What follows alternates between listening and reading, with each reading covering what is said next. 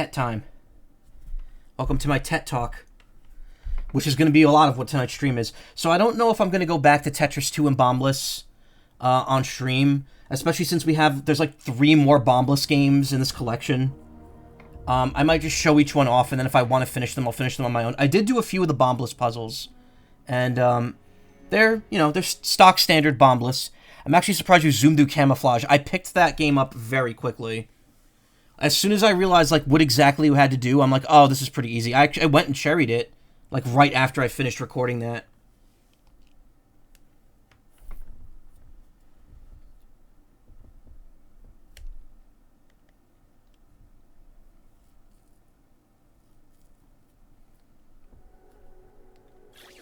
Tetris Forever, which, contrary to popular belief, has not been around forever.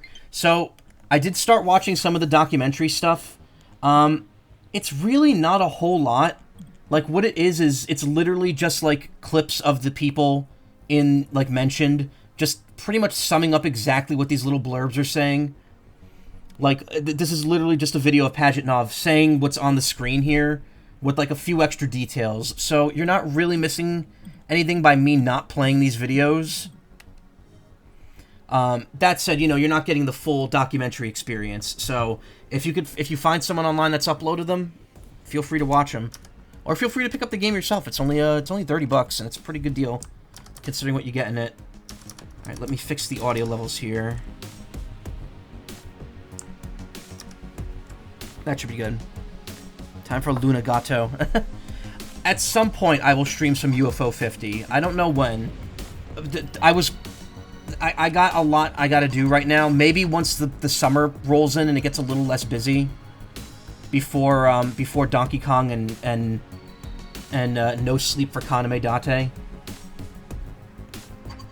So we're Tetris chapter 3? No, we finished chapter 3 already. We're in chapter 4, aren't we? Yeah.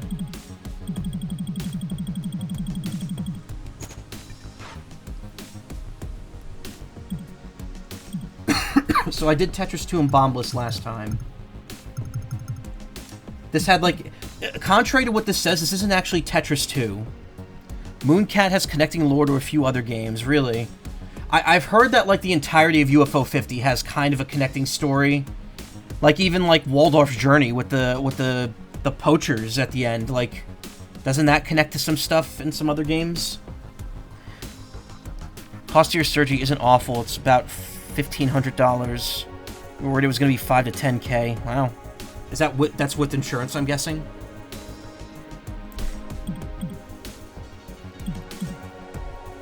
So, despite what this says, this is actually... Yeah, oh, okay.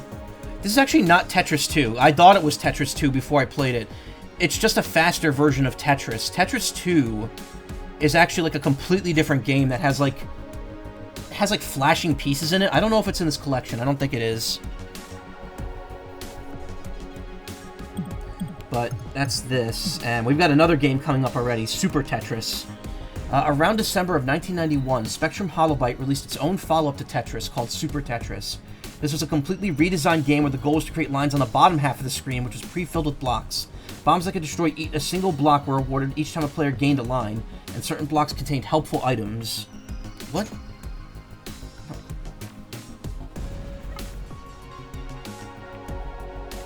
Just when you thought you'd broken the habit, Super Tetris. Why is there a bear on like a scooter? Oh no, it's here. The super sequel to the best-selling Tetris. The insidious Soviet addiction that hooked the West. Super Tetris keeps the basic Tetris objective of arranging falling blocks with as much speed and agility as possible. We've added explosive new twists. Now you must work your way to the bottom of each level's deep, scrolling pits. And with only the limited number of pieces, each must be strategically dropped. Sure, the Cold War's over, but blast away your mistakes with falling bombs anyway. Why is there a clown playing a violin? Earn falling bombs that either blast you down into hidden treasures or destroy your mistakes. Buried treasure squares reward additional blocks or clear paths to the surface as they rise. When you reach the bottom of each level's challenging pit, you go to the next level, with deeper pits, faster falling pieces, and more elusive treasures. Super Tetris. It's a super test of your nimbleness, nerves, and strategy.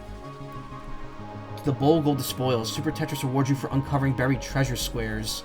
What is this, like Minesweeper Tetris? Battle a friend in the same pit. How does that work? Timed games for comrades who can't stop. No more all-nighters. Save games and come back. 10 levels of difficulty. Rousing Russian music for supported sound cards. Oh, this is see-through. That's a neat box. A bear and an electric scooter. The control of the camera, the movement is weird. It's inversed. I don't like that. That's cool. I like that this box is like transparent. Super addictive, super challenging, super Tetris. Took on the challenge. 3 teams of designers, 1 American, 1 Japanese, 1 Russian, including the creator of Tetris, set to work in a contest to devise the ultimate Tetris game. Eventually, the best of each ideas were merged into the stupendous sequel. I wonder if bits of this were used in the actual Tetris 2 that came out later.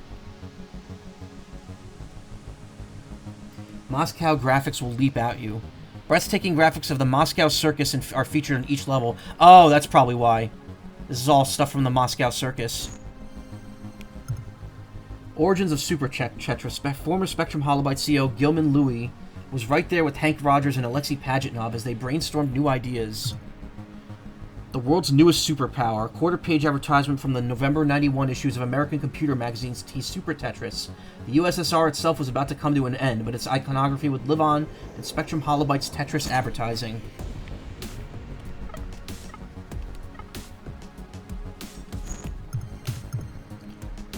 Next month's advertisement noted that Super Tetris is now available just when you thought you'd broken the habit. It's the same text. Interesting that they, like, portray that as Superman when Tetris is decidedly, when they want to, like, lean hard on the Russian advertising. Back when boxes were some real cool stuff in effort. To be fair, a lot of the limited edition stuff I have are in cool boxes. Wait till I get the Fuga 3.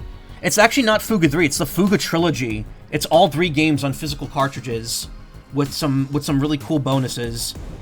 So yes, I double dipped on the games, but I did it to have them physically. Super Tetris sell sheet provided to retailers, broke down the features and appeal of Super Tetris. Pretty much the same stuff that was on the back. Yeah, it's literally just the box. Alright, let's give this a shot. Bottom half of the matrix is full of rubble as well as treasures that confer bonuses. Completing lines award players bombs which can be used to destroy rubble and collect treasures.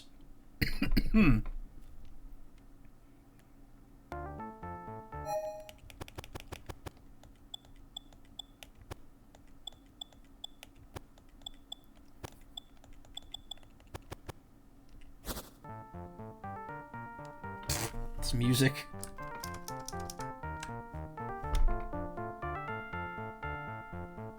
This just makes me think of Homestar Runner. Okay, actually that filter's a little annoying. Let's keep it off. I appreciate a good filter when it's done right, and most of these were done good. Done well, but why are there rats? Who funded the Russian circus? Page 11. Charles Hughes. Oh! So, I didn't enter that. What that is a lot of old PC games had anti-piracy questions, and what it would be is that you'd have to look in the manual for the answer, or you just have to know the answer to the question. So, it said what page to get the answer from, and then you would enter that, and essentially, if you pirated the game and didn't have the instruction manual, you wouldn't be able to get into the game. That's very it's very clever that they emulated that. Well, this isn't actually keyboard. I'm playing this with a Pro Controller. Pain. Single 5-minute, 10-minute, 15-minute cooperative competitive head-to-head. Network multiplayer not supported for this title. Oh, I see. So this is probably local multiplayer and then like LAN multiplayer. Difficulty level, we'll put it on like 4 to start since I haven't played this one before. Oh my god, why is the well so small?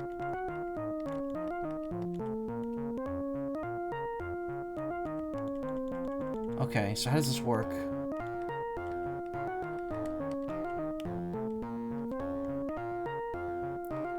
Sorry, let me just check the controls real quick. Hard drop, left, right, rotate, left and down, right and down. Oh, wow, you could, like, quick drop in, like, a weird way.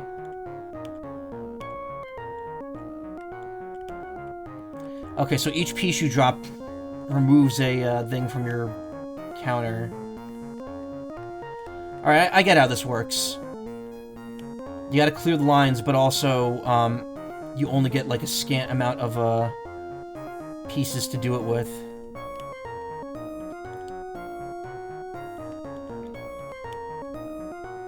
And the bombs only explode a single piece.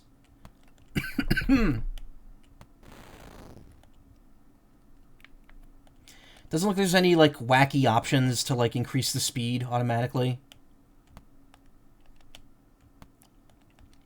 There's also a version of Tetris I saw in the game listing that I don't know if it's covered here. It's just another PC version of the original Tetris, but it has, like, a very weird quirk option that, like, lets you remove, like, it makes the O pieces specifically, invisible. And I'm like, why is that a thing?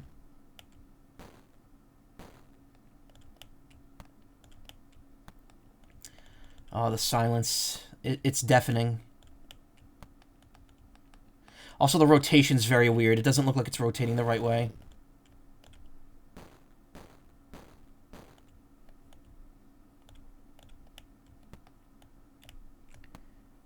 Leisure Suit Larry had that as well to prevent other 18 players. Really?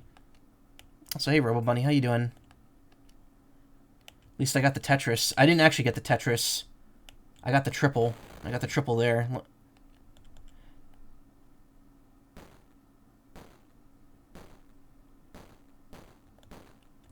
That's cool. I like this concept, actually. This is a neat concept. I haven't seen this done in previous... like, it hasn't really been revisited. It's like, aspects of it have definitely been reused in gimmicky Tetris modes before, but... Oh, you could actually, like, curve the pieces in.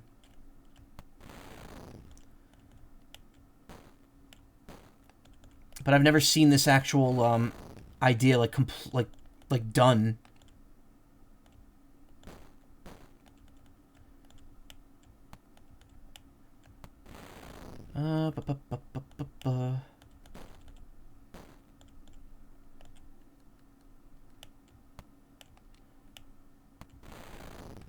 And you get more pieces every time you clear a line.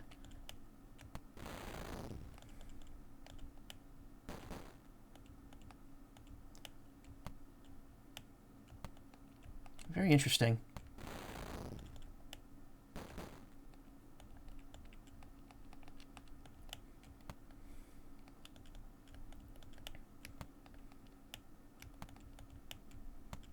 Oh.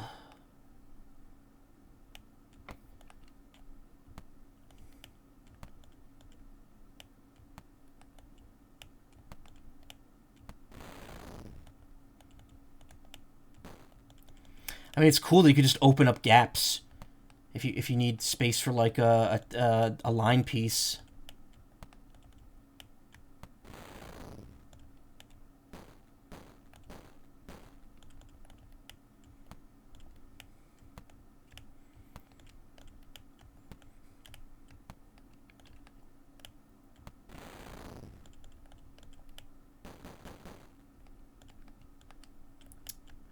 What? Aw, that didn't rotate. Well, I could always fix my mistakes. I want that piece right there, that, like, squiggle piece. I want to see what that is when I clear it.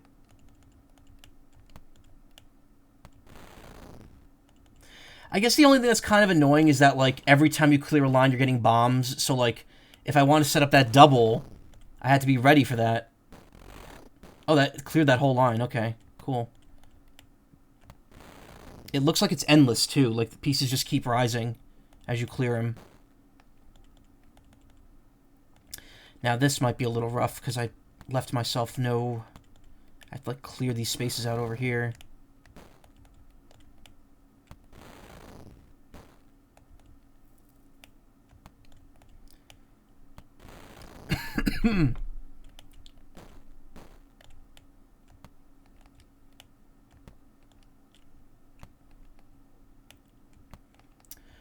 Adult Swim started airing Bleach, Thousand Year Blood War, this past weekend, and I gotta say, one episode in, I'm hooked.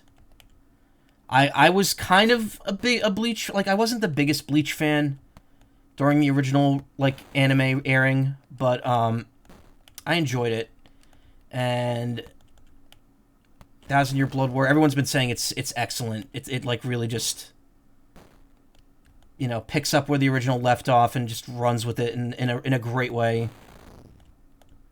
right, what do we got here? What does this square do? Oh, that just gives you... Okay, bombs give you more bombs. That's good.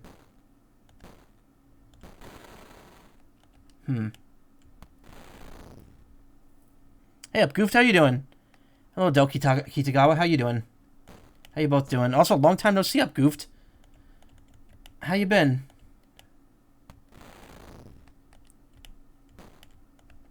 Actually, that's not true. You were here a couple months ago? Weeks ago? I can't remember.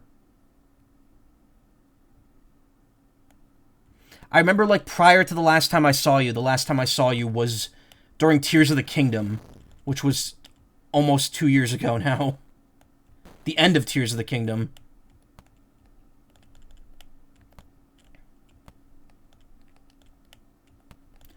Anyway, I'm sorry for the lack of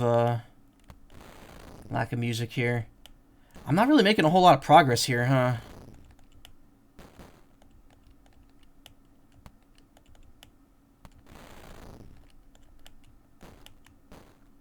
Oh, there is a clear spot at the bottom, though. Okay, let's see if we can do this.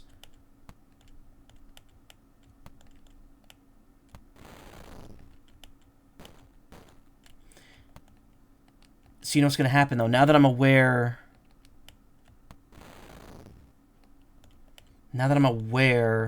of a goal here, the game's going to do its damnedest to make sure I don't reach it.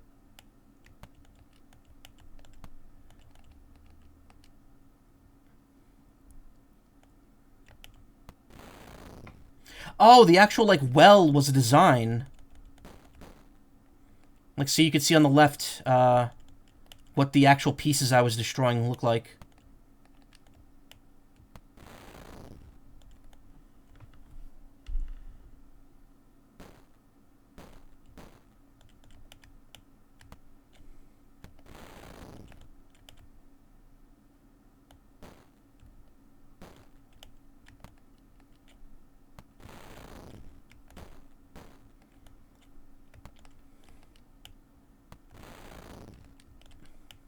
You would think by this point PC Tetris would have had a reverse spin, but it does not. Tetris. Hey, Ayla. I don't know what that did. Okay, get rid of that. Get rid of that. Yeah, I gotta say, this is fun. This is a satisfying little puzzle. Like, of all the Tetris spin-offs we've played so far in this collection, this is probably my favorite so far. It's got enough substance to last. It's just the fact that you know, like all PC games, the music is primitive at best, and it lasted all of 1 minute before it was gone.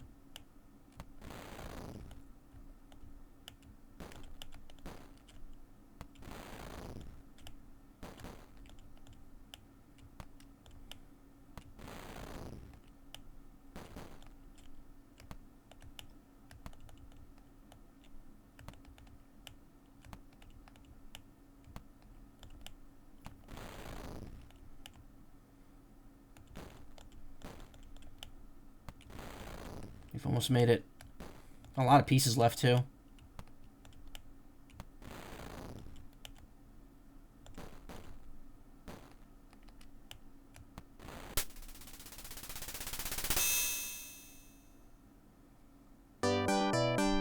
It's the clown!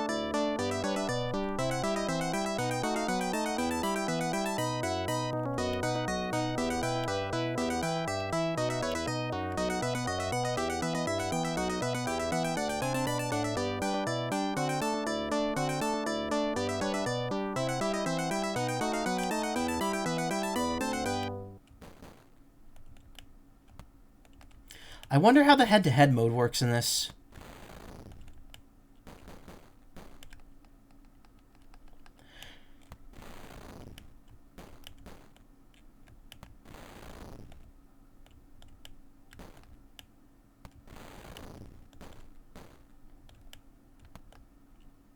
I'm gonna check that out very briefly. Whoops. Forgot there's no hold.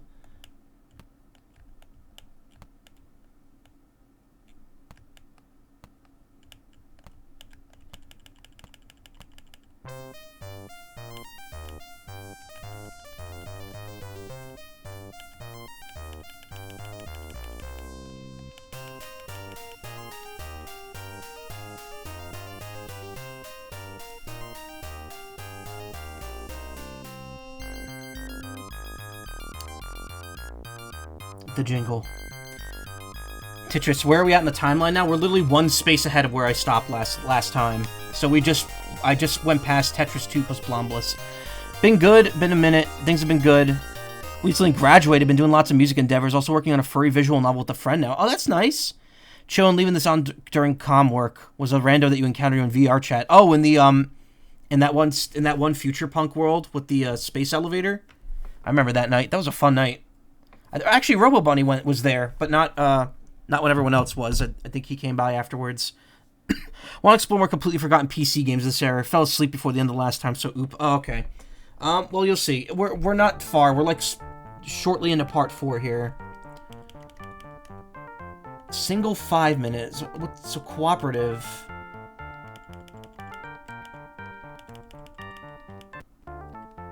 A previous saved game. Oh, okay, the well is way bigger.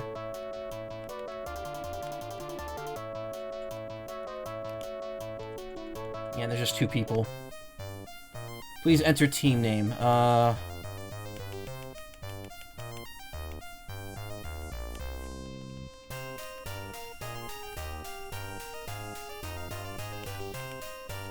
Fart. So... we can't do head-to-head, so I'm assuming head-to-head is LAN play. And that's why it's not in this collection. Competitive also puts us in the same board. But I guess we have our own, we have different scores now.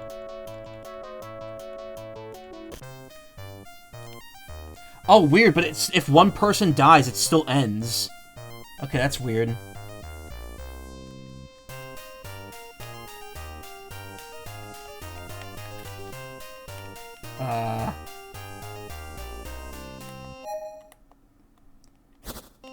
I can't do this.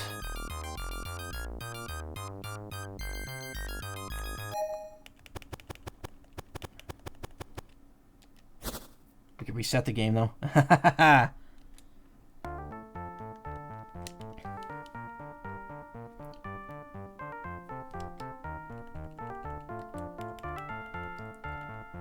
Single 5 minute.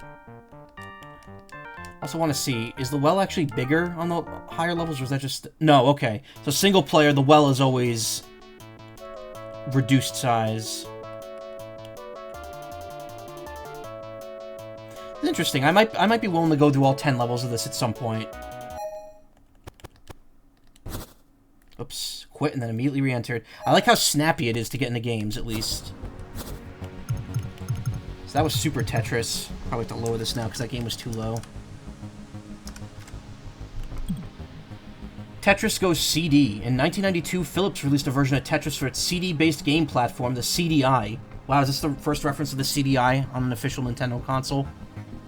This was the first revision of Tetris released on CD, and it used the extra space for high-resolution filmed backgrounds of nature scenes and had a new wave soundtrack by musician Jim Andron. New wave, huh? Tetris becomes a legend in CDI. See, now this is a game that I would imagine would be pretty fun on the CDI. Because it's a very simplistic game, you can't really screw it up, and you can have that nice, like, high-quality audio behind it. I imagine that would have been like an actually good game. I would love to see some of that. Actually own a random CDI game, wonder if I'll ever get the chance to play it. How expensive are CDIs nowadays? Tetris Classic. Spectrum Holobyte's next Tetris release was Tetris Classic. which kept the original Tetris gameplay but added new 256-color graphics and sounds for modern PCs. It also added multiplayer options, including head-to-head online Tetris battles over dial-up modems. Background art was based on the Russian epic poem Ruslan and Ludmilla.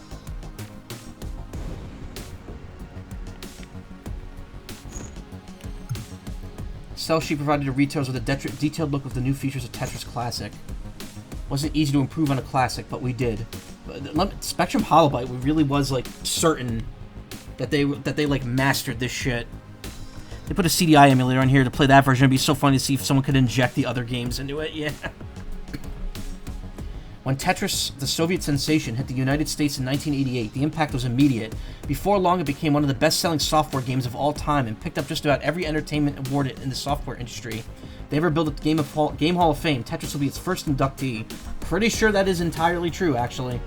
So how do you top one of the most popular games ever made? Introducing Tetris Classic, brought to you with all the addictive power and fun of the original, but updated for today's high-powered technology.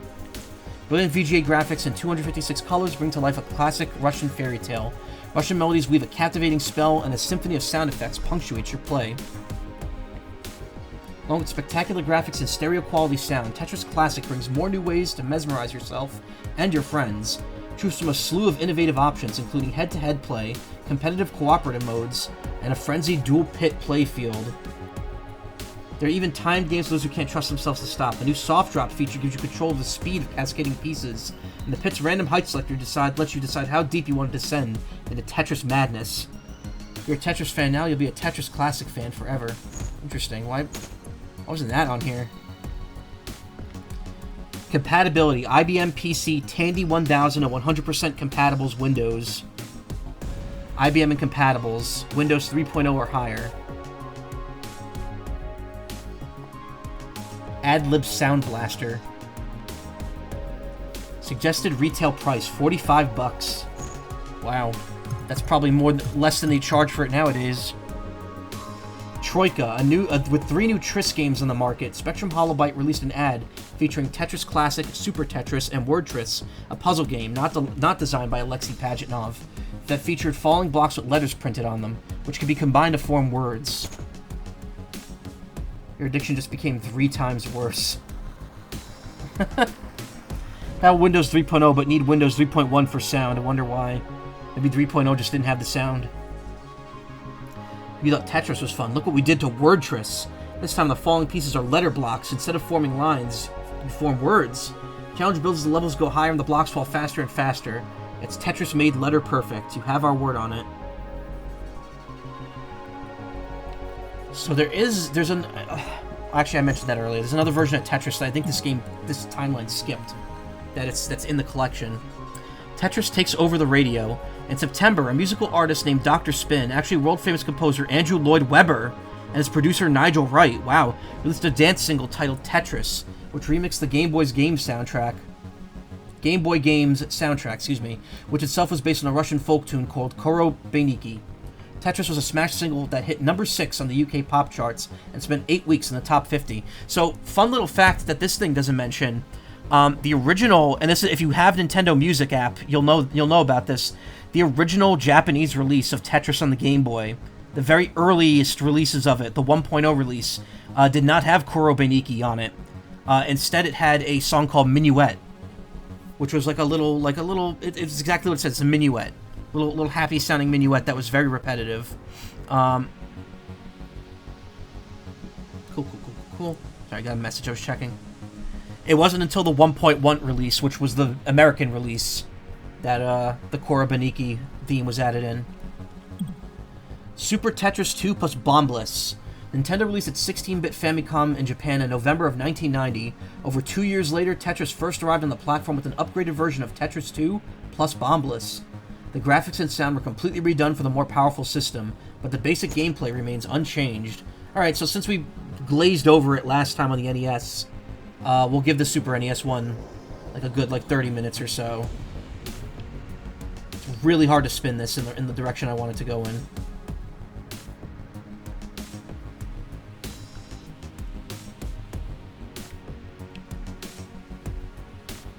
This background's for the Tetris one. Various magazine ads for Super Tetris 2 plus Bombliss. Again, it's weird because Tetris 2, when they released that on Game Boy, it wasn't the same game. In these collections, Tetris 2 is just Tetris, but, like, with, like, a funny, fluid rotation to them. Yoshi's Cookie in the corner there. Since that was also done by BPS.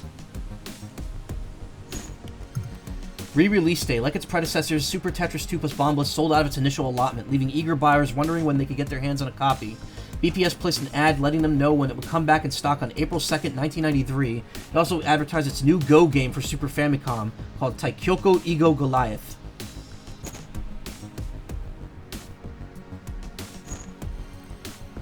Yoshi's Cookie fucking mentioned. Only released in Japan. The 16-bit upgrade also includes a refined version of the original, as well as Bombliss, also known as Tetris Blast, a Tetris variant in which players clear lines by exploding bomb pieces. So we saw the NES version of this last time I streamed this.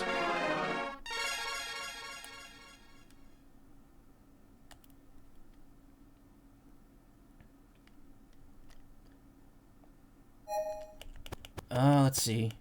How to play. Clear 25 lines, endless. Okay, so it's the exact same mode. Just oddly enough, though, this version doesn't let you create your own. It doesn't let you create your own puzzles for puzzle mode, so it actually has less content than the NES version. Up, down, soft drop, move left, move right, rotate left, rotate right. Okay.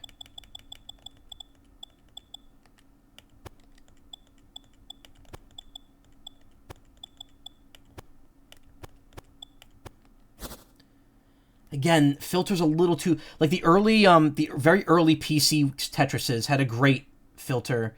This feels a little too much. This, I feel like I need to keep the filter off.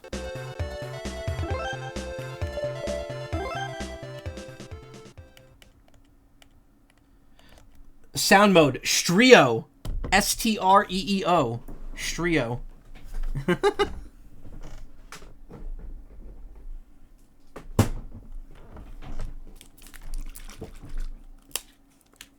Reminds me, it looks like my D&D character's name backwards. Orsted.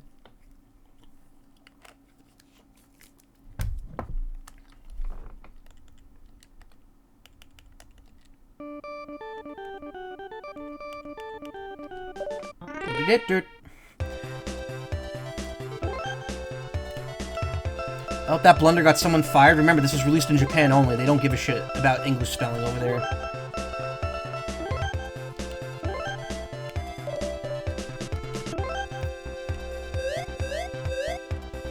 I like that sound effect. That's a fun sound effect.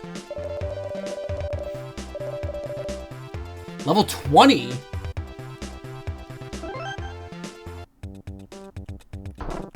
Yeah, it's got that same funky, turning.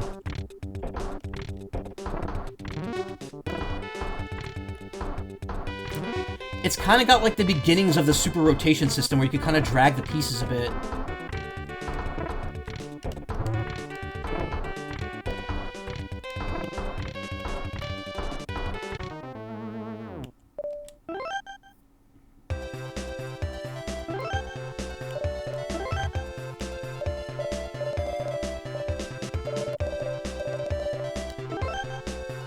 Player is Zai, yes. Zai is me.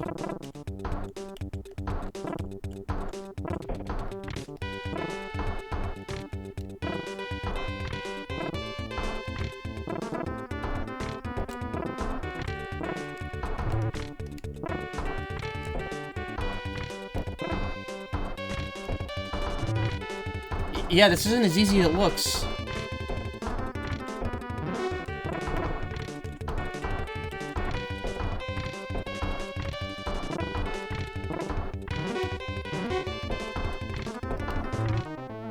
Oh, if you hit the ceiling at any point, you lose. That's different. Normally in Tetris, it's not modern Tetris, it's only the first couple areas.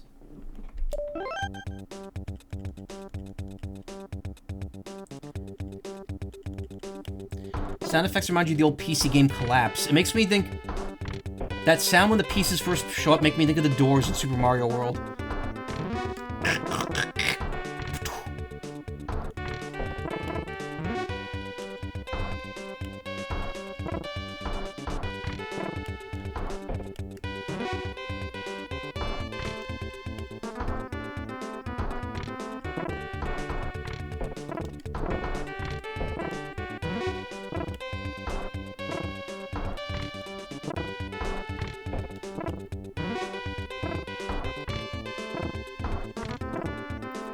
Oh, look how cool this is. How many line pieces you giving me?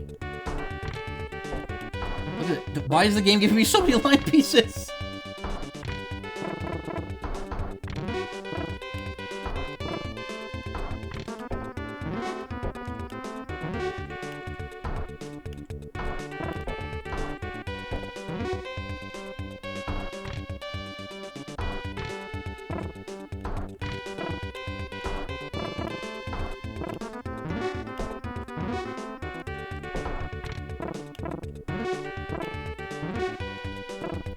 There's like a delay before the pieces actually turn. It's a bit weird.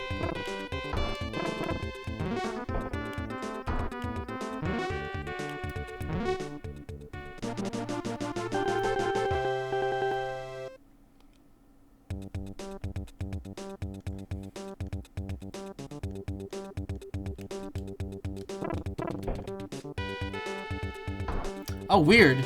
If you clear a thing with the height preset, the next level just goes to, like minimum height. That's weird.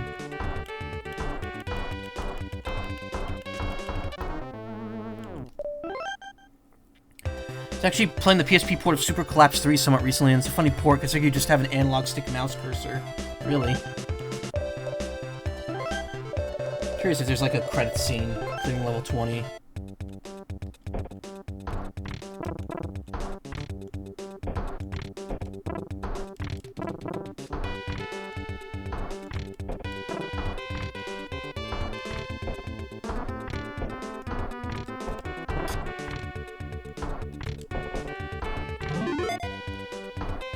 There, I got the Tetris, everyone.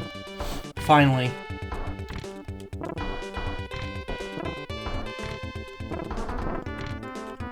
You did not get a lot of time to spin that.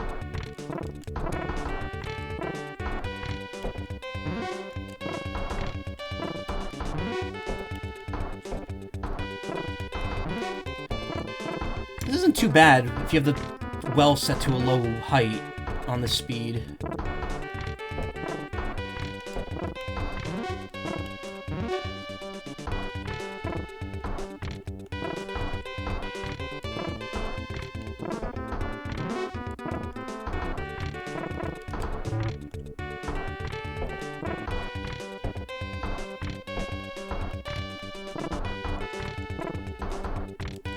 Keeps feeling there's gonna be like another part of the song after it does the part, and there isn't. It betrays expectations.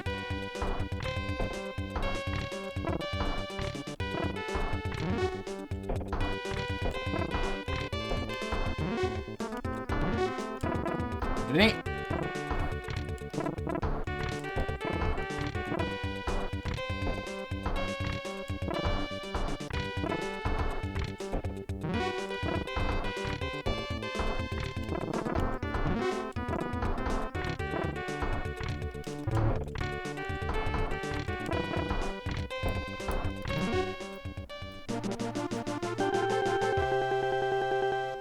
Honestly, it's more points because the height only gives you 1,000 each.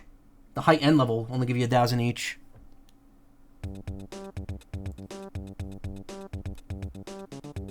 Takes you to 21. 20 height 1.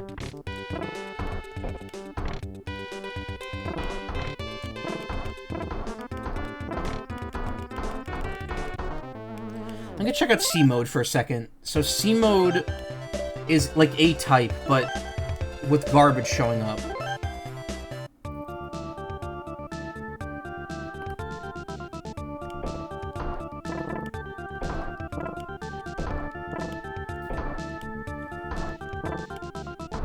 Alright. I've seen this mode before. I mean, it's like stock standard Panel de Pon.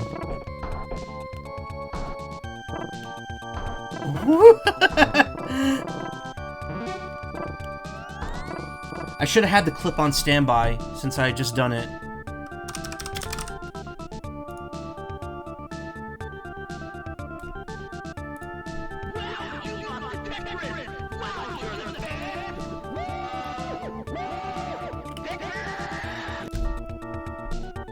Thank you, Joel. Hey, Karma! On the floor sobbing, hyperfixation on two doomed lovers. I'm doing good, though. Yeah, happy belated birthday, Karma. Would've been cool if they did a cup in Tetris 99 for this collection. It's weird, Twitch doesn't even have a category for this game. For this Tetris Forever collection. It's like the digital clip stuff is like regarded as kind of like not a game and more of a documentary. So like they don't actually have this as like a game category. Gonna stop streaming so late at night? Well, why are you streaming that late anyway? Aren't you usually asleep by that point? This is endless. The points are going up. Okay. But I'm curious. Do you go up a level at 10, or do you have to, like, hit 100? Like old Tetris.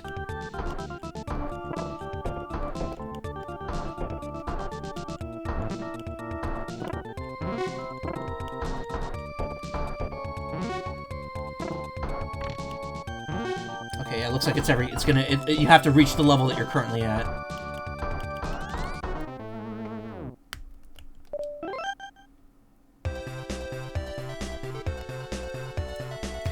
Music's kind of a bop, though. No one will bother you at that time, and also I think Sleep Deprived You has more personality. City Pop Tetris, yeah. I mean, fair enough.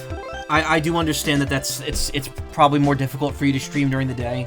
I mean, I stream at night, but that's because I have a job. So we saw this last time. You get the first 3 stages unlocked, but, like, I don't know how many stages there are total. In fact, I think these might be the exact same puzzles. So if you missed how Bombliss works, it only clears lines when you have a bomb in that line. And then only clears the area around the bomb itself. The big bombs clear out more. But if you combo lines that don't explode with a line that does explode, you get like a bonus.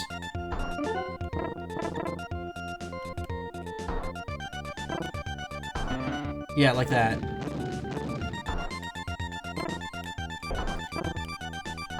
Whoops. Does rewind work in this? No! There is no rewind in this one. They remove it after the NES games.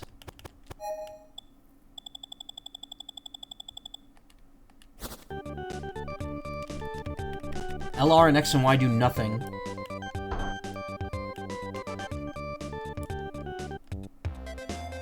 Oh, you could switch the music!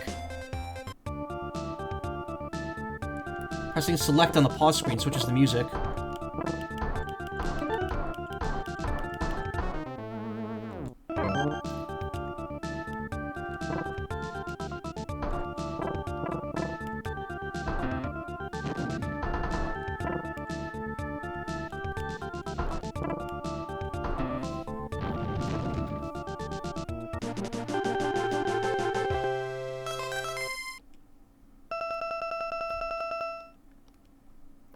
Michael's so old school he becomes the museum. Hey boy. Boy, hey music, this ain't the Shin Megami's. Hardcore old school mode.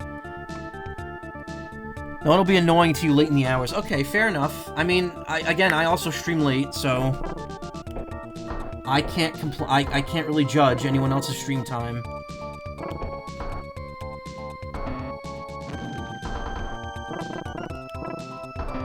But it's okay, so it's funny. If you weren't around for Karma's birthday stream yesterday, he streamed. It was it was to the point where you could hear chickens crowing outside of his house.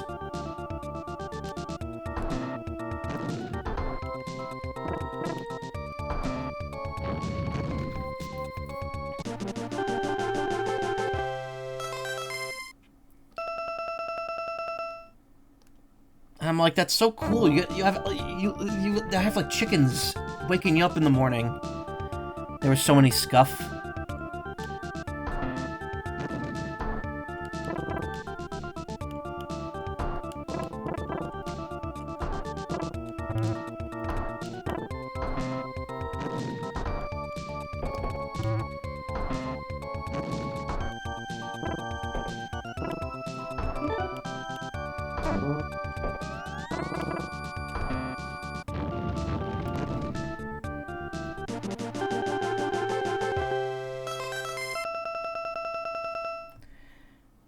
That reminds me of hearing chickens back in your parents' home country. Really? See, there's no chickens where I live. The area I live in is too suburban to have people raising chickens. The closest you could get is going to Staten Island and looking for the wild turkeys over there.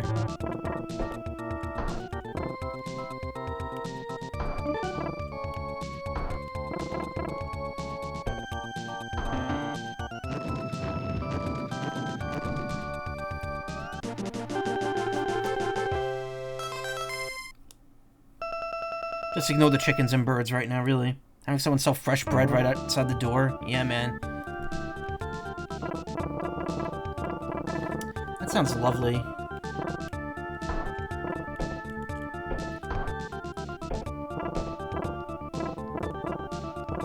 Oh, I don't like these pieces. Why are they so weird looking?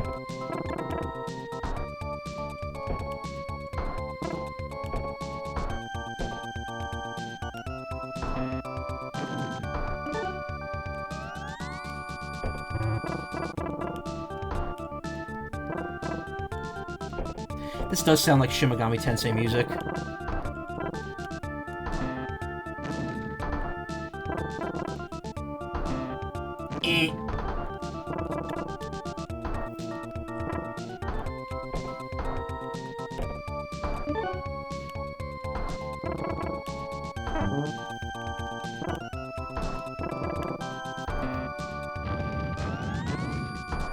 Ah, shit.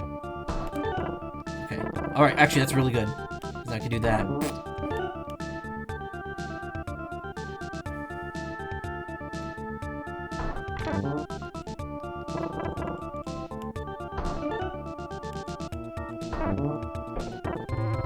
I don't think there's any bigger bombs than the 4-1.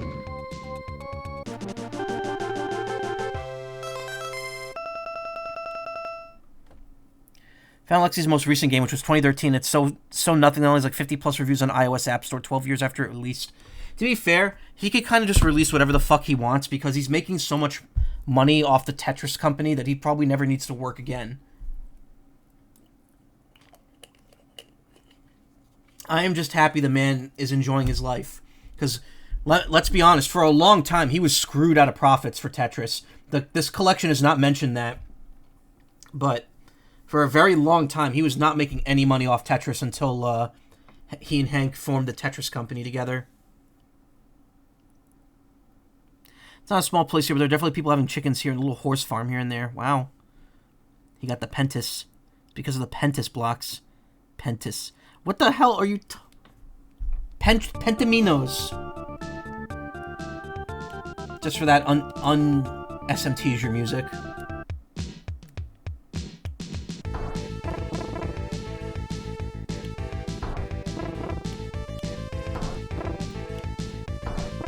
Oh, this is Mega Man 7 music.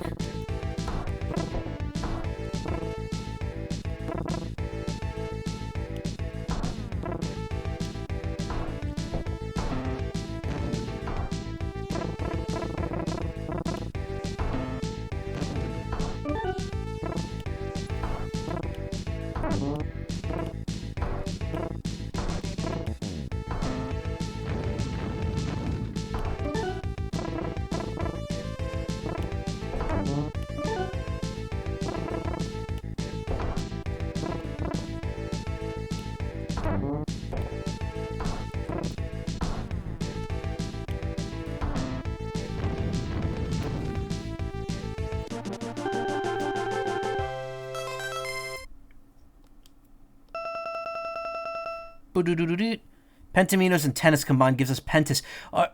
Alright, fair. Tetris is a combination of Tetra and tennis.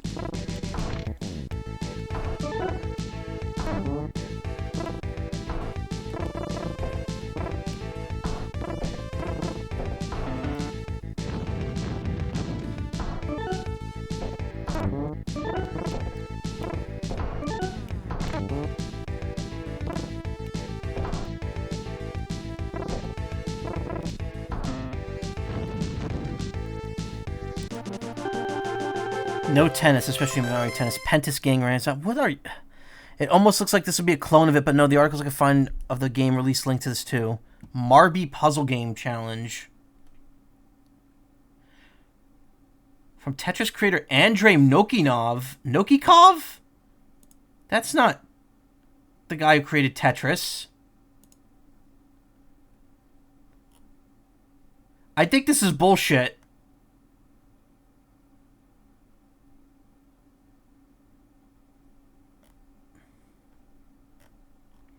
Oh, I know.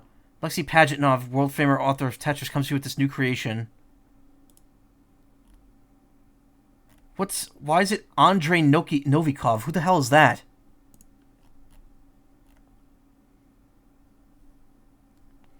Okay, they are mentioning Pajitnov in the review stuff. Marby. It's like, what is it? Just like skip marbles over shit? How's that work? Yeah, Andrei Novikov.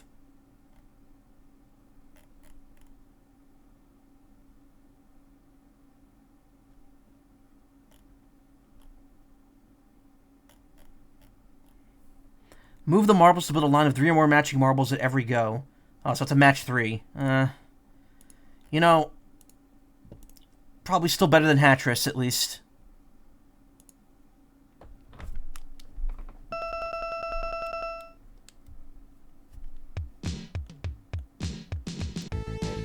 See, now this, you slide that right in there.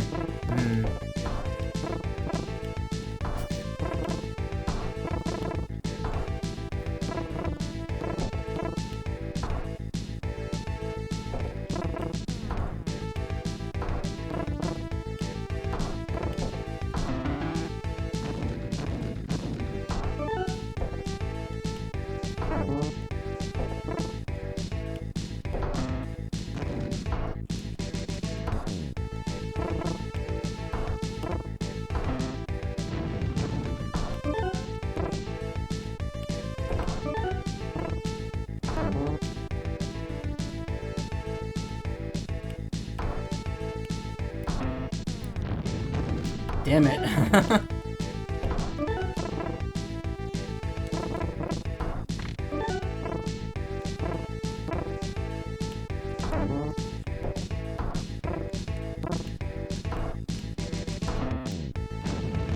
There we go.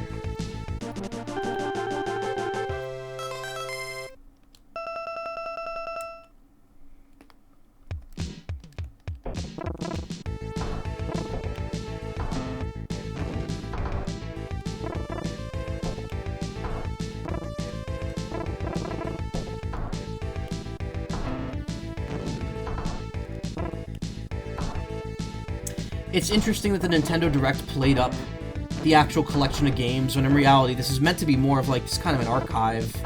Which is weird because they chose these like Japanese-only games, but they also like left out some of the more like wacky like spin-offs. Like they put Hatris in here, but then Face Tris 3 or whatever it's called, Word Tris, those weren't here.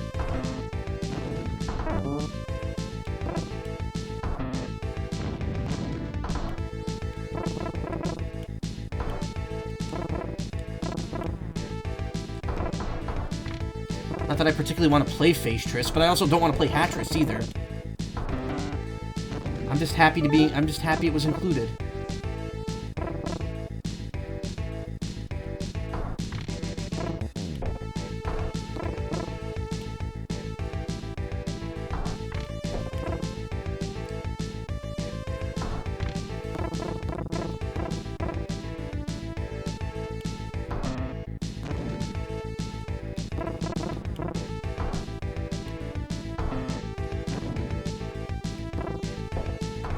I'm not playing this correctly.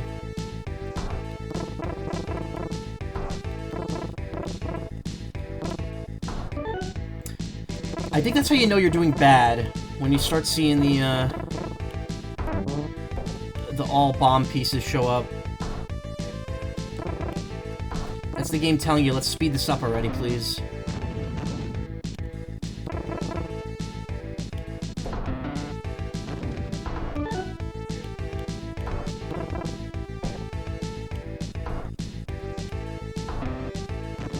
They don't combine if they explode the same turn.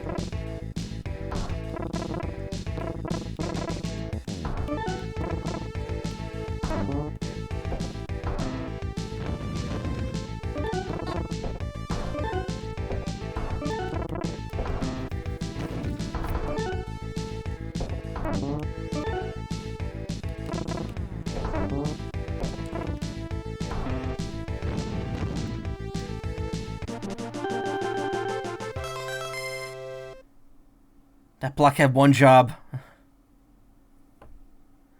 If only now they would do a Game Watch gun, that would be cool. Now that would be... oh, yeah, a new Game Watch gallery. See, the thing is, though, that would be Nintendo doing that themselves.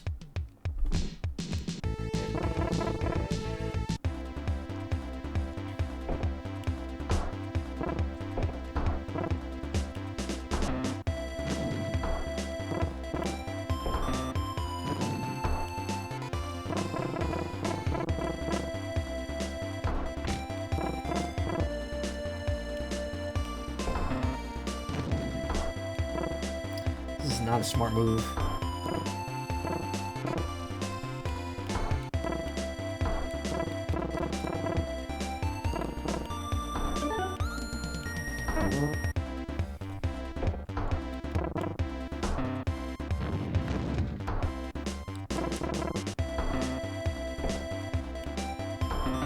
See, now those two pieces being stuck like that, or those lines being stuck like that, means I could combo into them later.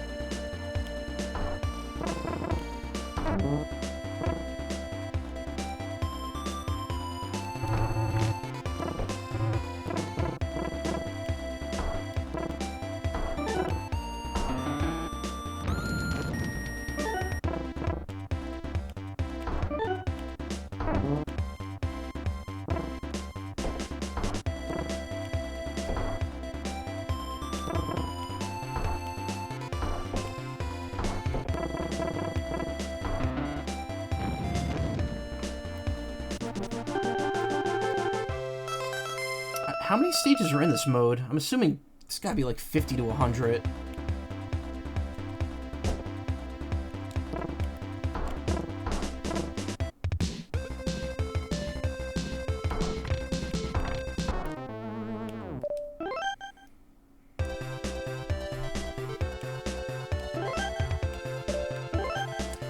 Oh, this has more puzzles. Okay, so the NES version only had 100 puzzles. Or rather, I think they only had 90 puzzles. But then you could also make 10 of your own puzzles. This has 140 puzzles. So this, you just get a specific amount of pieces and have to clear everything in one go. That's too close. Yeah.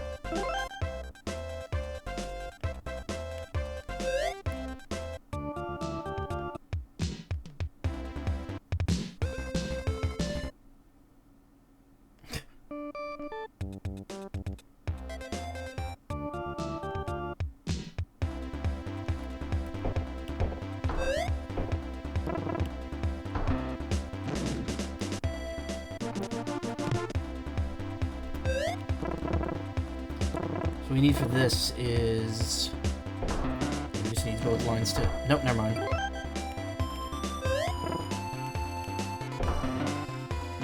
There we go.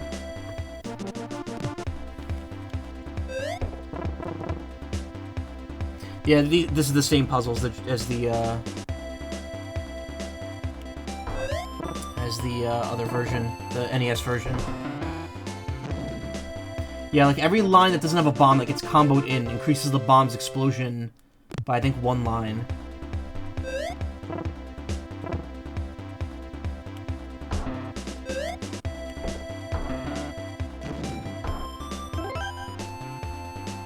Space blocks, yeah.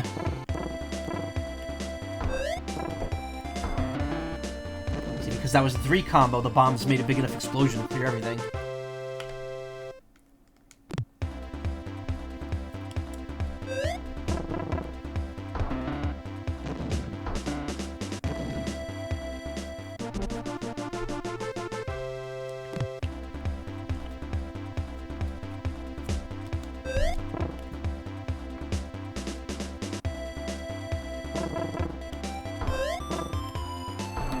Choice. No. Bomb Tetris, more like tinnitus. What? Oh, wait, no. I remember how to do this one now. Get that row. And then, yeah, you get the 4 of them.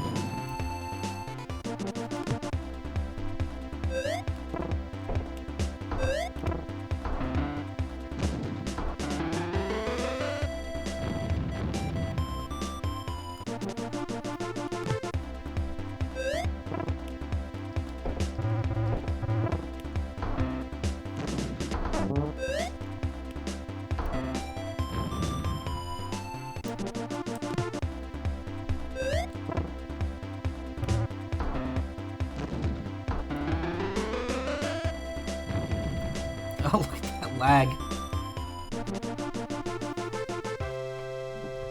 Tetanus, yeah.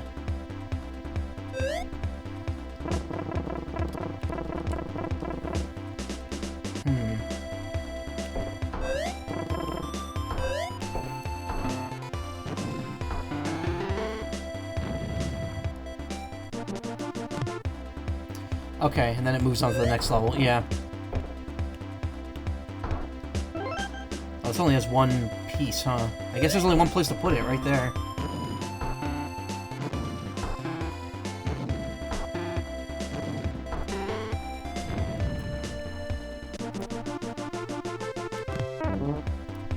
Yeah.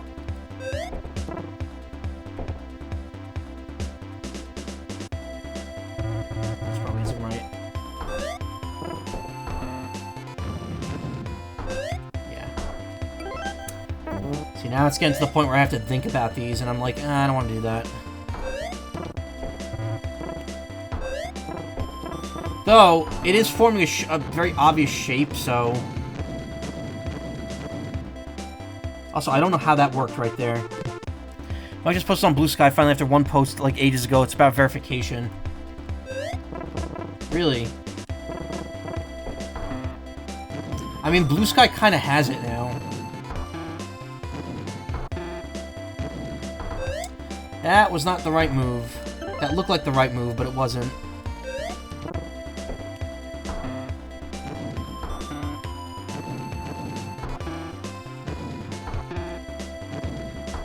Wasn't the right move either. The second piece has to go over there.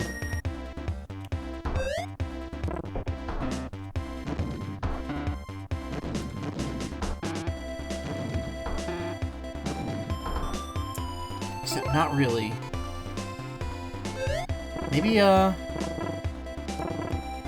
gotta put him like this. No.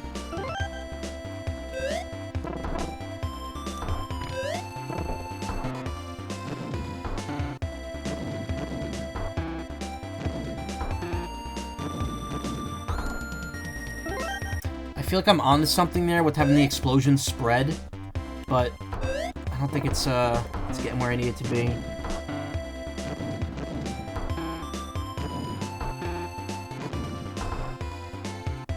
Alright, I don't know. Again, if I feel like finishing these at some point, I'll go back.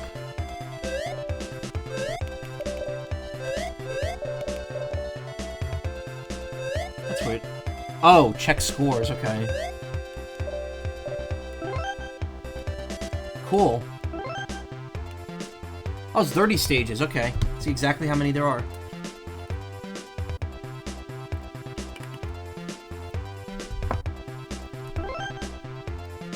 Also, if you should be sleeping right now.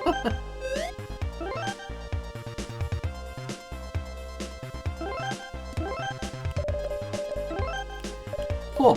So basically a souped-up version of the NES one, just without the custom puzzle maker. Which honestly, trying it, it was a little rough because, where's my thing on my chair? There it is. Because when you made a custom puzzle, the game didn't tell you that gravity takes effect immediately, so all the pieces just fall. So your puzzle that you make, like, immediately falls apart.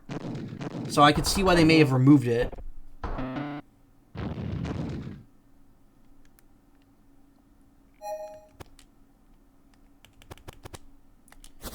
I don't know if you have to manually save it, but I'm going to anyway.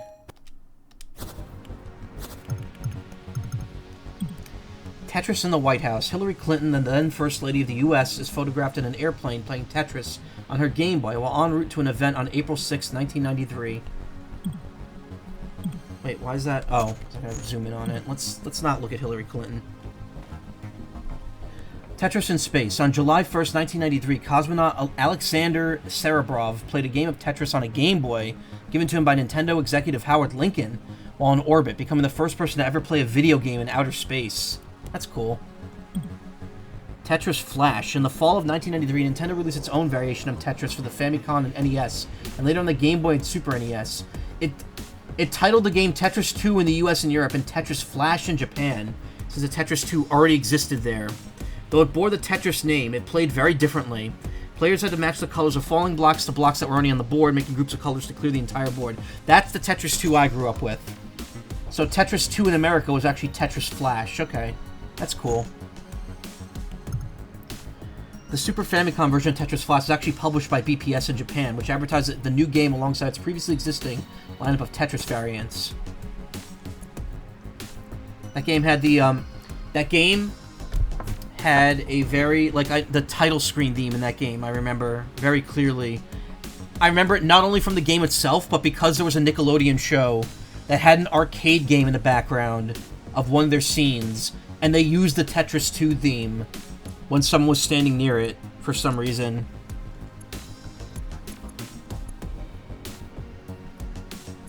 I don't remember what show it was either. Interesting. So it's very much a like Mario USA, Mario 2 situation, just the opposite. Wonder what Howard Lincoln is up to now. I haven't heard his name in a long time. He works, last I heard, he worked for Microsoft, actually. After he left Nintendo.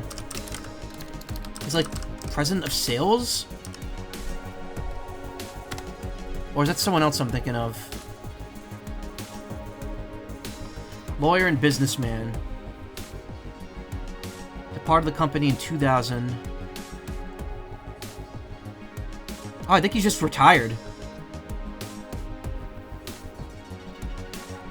He was a lieutenant in the U.S. Navy as well, from 66 to 70.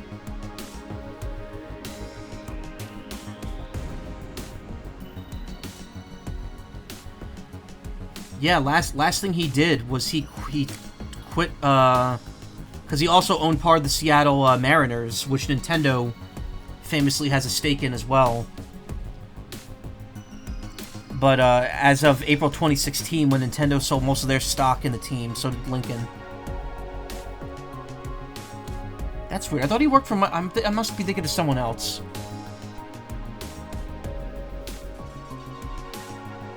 There isn't a whole lot about him here, actually.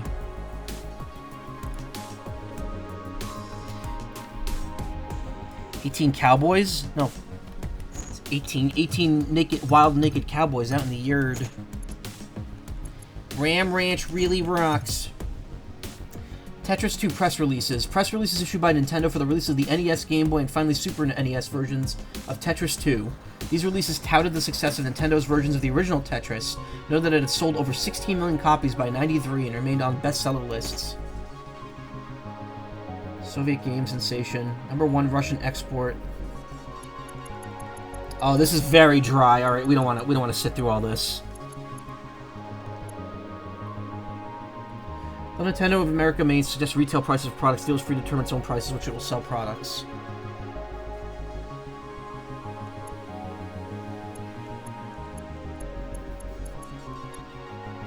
There's the logo. The logo I'm familiar with.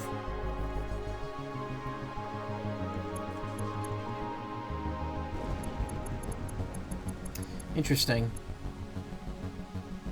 Tetris 2, Nintendo's fine-tuned one of its most popular games, bring it to the largest video game audience, the 8-bit fans. That's cool. I might read that later in full if I get bored. Go back to the logo. It said the MSRP. It was $49.95 MSRP. Yeah, $50. That's about average of what SNES games cost in '94. The thing is, like, people act like the $60 to $80 average now is new. There were Super NES games back in 1994 and 1995 that cost like $80 to $100 depending on what they were. It's just back then when you had a game like that, it was like the only game coming out around that time you were gonna buy.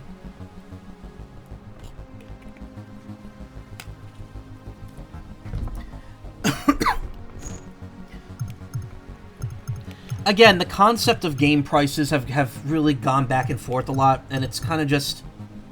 We're in a position right now where we're not poised to buy at a higher price. So that's why it's just coming off like so poorly when that game companies are doing that. Tetris Gold. Celebrating the 5th anniversary of its release of Tetris, Spectrum Holobyte released Tetris Gold, collecting all previously released versions of the game on one CD-ROM, with bonus content including a video interview with Alexei Pajitnov. Complete collection of IBM and Mac Tetris mega hits on a single CD-ROM. CD collection includes the latest update for today's computers, Tetris Classic, with state-of-the-art graphics and music and every favorite mode of play. It also includes the super sequel Super Tetris, with a whole new way to play, even a videotaped interview with Russian-born Tetris creator Alexei Pajitnov, and a copy of his prototype of the IBM game. Oh look, it includes Tetris 3. 6 IBM DOS games, Tetris Classic, Super Tetris, Tetris Faces, Weltris, and Wordtris, plus the DOS prototype from Moscow. 5 Mac games, Super Tetris, Tetris Faces, Weltris. 2 Windows versions, videotaped interview, all manuals available, all games played from the CD-ROM.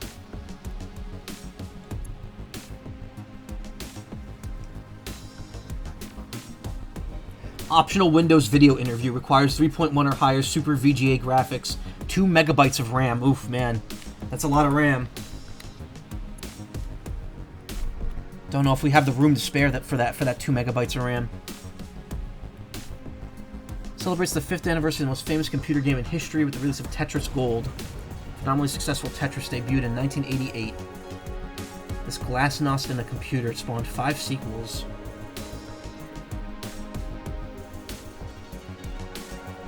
This goes over each of the games. Features a 10-minute interview with the Moscow mathematician turned game designer who created the phenomenon known as Tetris. In this exclusive videotaped conversation, Alexei Pajitnov tells how he came up with the idea for his international hit and what has happened to him since. See, now it would be cool if this collection, it would be cool if this Tetris Forever collection included that interview, since it doesn't include the actual Tetris Gold collection.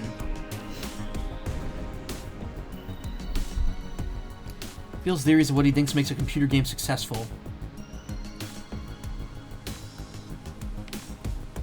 I don't think I ever saw what was really changed between Windows 3.0 and 3.1. I gotta see.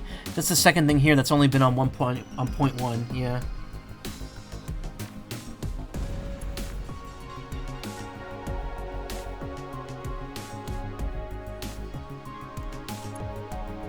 Oh, it's just another version of the same document. Tetris Battle Gaiden. On December 24th, 1993, BPS released what will become a cult classic game among Tetris diehards, Tetris Battle Gaiden. In this competitive Tetris game, players first pick from a selection of adorable cartoon characters with their own sets of special moves, and squared off either against an opponent or a human and squared off either a computer or a human opponent, collecting crystals and activating powers in an attempt to stay alive the longest.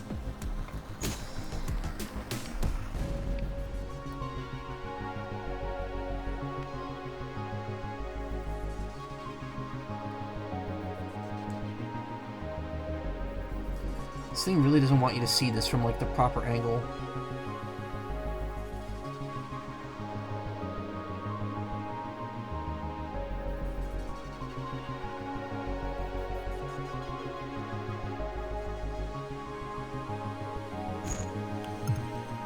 Tetris Battle Guide and ads. To promote Tetris Battle Guide's character-centric kawaii aesthetic and its emphasis on versus play, BPS took out a series of 4 advertisements, each of which introduced 2 of the game's 8 playable characters. So we have Furi... Is that a ko? Furi Kosesu? Or is that... I can't... That's also not Fu. That's a Poo. Purinsesu? Is that an N? No. That can't be it. Oh no, maybe it is! Because of the way it's curved. Princess. Midudun. Oh, that is an N. An N symbol. It's just weirdly tilted. Does this timeline reach modern games or does it cut off at some point? The timeline, I think, cuts... The collection cuts off at Game Boy Color. I know that. But it also doesn't include every game up to that point. Like, Tetris 2 or Tetris Flash isn't in this collection. Because that's also a Nintendo-produced Tetris game. Actually, that's weird, though, because there wasn't... The original Nintendo Tetris was in here. Oh, but you know what? Maybe Nintendo didn't... I don't know. Midudun. What is that? What is that katakana right there? I can't... It's so stylized, I can't read it. Shaman. Halloween? Oh, Halloween. Okay. Halloween. Halloween. Beat. Ninja.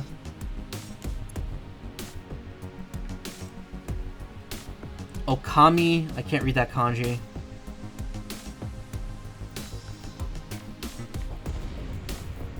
Ajin. Ajin. Aujin. Cute character designs. I know who I'm playing as. Wait, Frog? Oh, on the ninja. Yeah. What are you talking about, Frog? Players draw Tetramino pieces from a common pool, so precise timing and strategic use of your powers will be necessary to defeat human or computer opponents.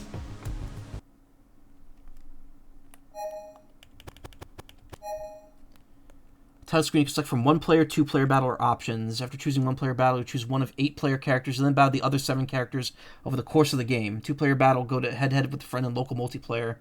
You're always squaring off against a competitor, whether computer or human-controlled.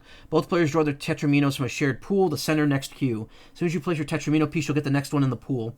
Some Tetramino pieces have crystal blocks inside of them. If you complete a line containing a block, you'll add to your power meter, which you could draw on and unleash special moves. You can raise your power meter to a maximum of 4. Character introduction, Halloween. Fry removes the bottom 3 rows of your stack. Dark hides most of your opponent's matrix until they place 3 Tetramino pieces. Vampire, steal your opponent's crystal power for yourself. Bomb blows random holes in your opponent's stack. Midudun. Oh, they actually have the names right here. Shaman. Oh, Aladdin. Give me like a 9% sure they can't show the Disney characters in Magical Tetris Challenge here. Probably not. Princess. Bit. Ninja. Wolfman. Dragon. Grand Princess. Whoa, whoa, whoa, whoa, whoa. What are these 2 guys? I want the soda drinking dragon. Allows you to select your next 4 Tetramino pieces with the L and R buttons. Moves top 4 lines from your stack. Your opponent cannot use hard drop for their next 3 pieces. For the opponent's next 7 Tetramino pieces, any garbage sent by them will lower your stack instead of raising it. For the next 4 Tetramino pieces, clearing lines will cause all your blocks in your stack to fall down. Options menu lets you change various settings. Speed change to fall and change. Have Tetraminos gradually turn up. Turn off for consistent speed. Change off and crystal blocks appear set to 0 to turn them off entirely. Shrink the computer players. Game mode. Batless is the standard mode with crystal blocks and special moves. Tetris turns off crystal blocks and special moves. And then Rensa moves. All blocks fall down after a line clear, setting up the possibility of chain reactions. Speed. Power. Speed. Power. Agility. Power. Speed.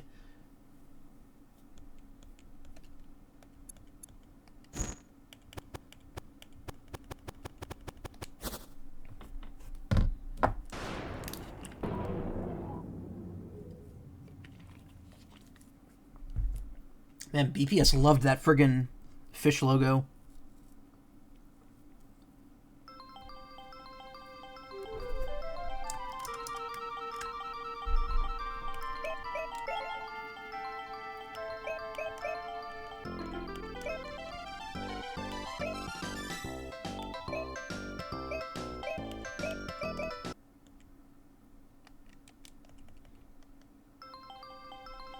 Watch Greyfoot play Magical Tetris Challenge a while ago, and it's honestly a really cool looking version of Tetris. Nice.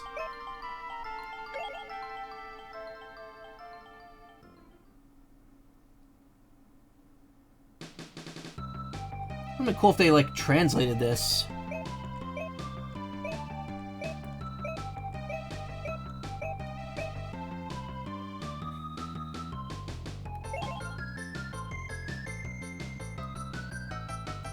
Dragon's Castle.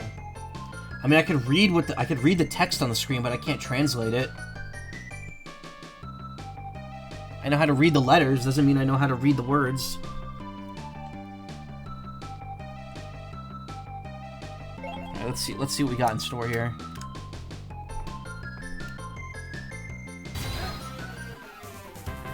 Hey, White Progress, how you doing?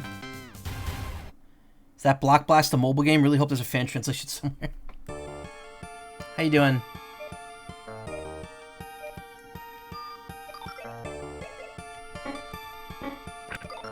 Okay, wait a minute.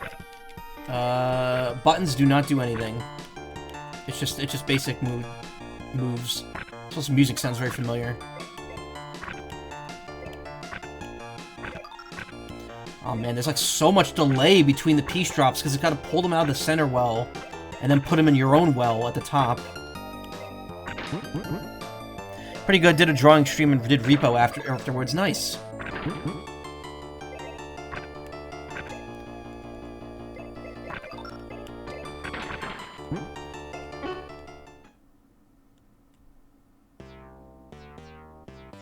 Oh my god, are the attacks really like do we got to sit through a cutscene every time someone attacks?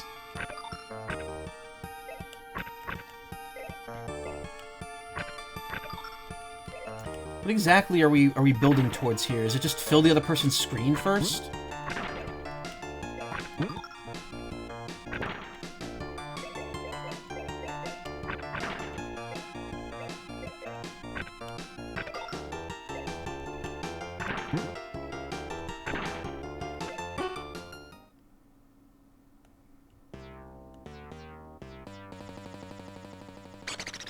He keeps attacking my special meter.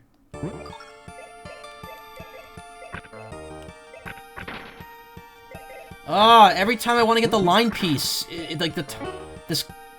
Oh, this is annoying.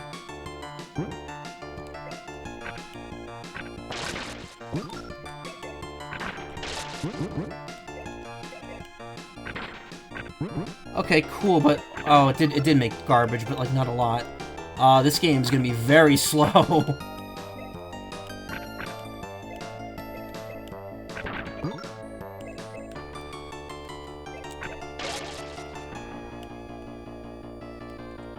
How do I unleash a power? This looks so annoying, yeah. My favorite animation, sudden flashing lights every time you do a fairly common action, yeah. So let me give you a shout out. I'm paused here.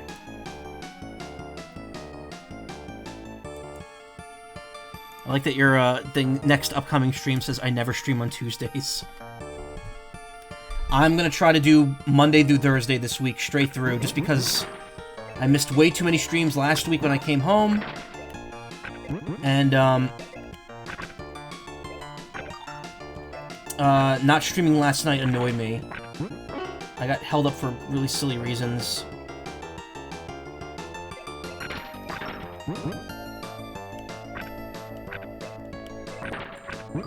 Okay, this is with the CPUs on level 2, which they weren't on when I started the game.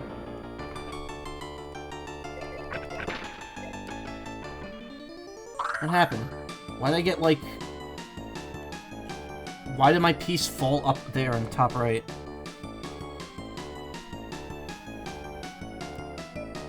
Oh god, it's really out of... It's a best of 3 as well? Oh my god, and you gotta do 8 opponents? This is very slow. I was excited for this one, too, because people were like, oh, Tetris Battle Guidance, great.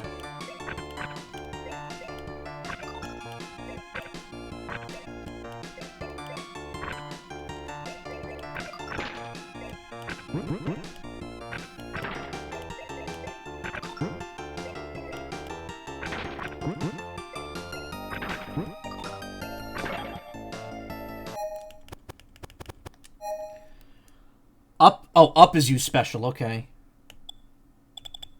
I like that they have these buttons mapped even though they don't do anything.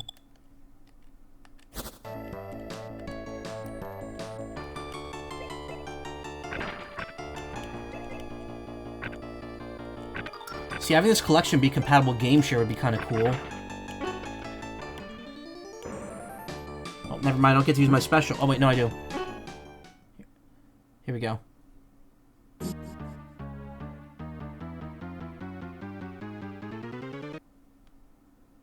I don't know what that did.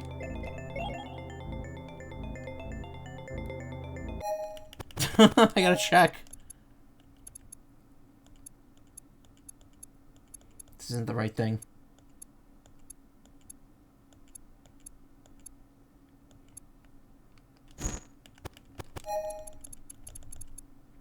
Removes the top 4 lines from your stack. Oh.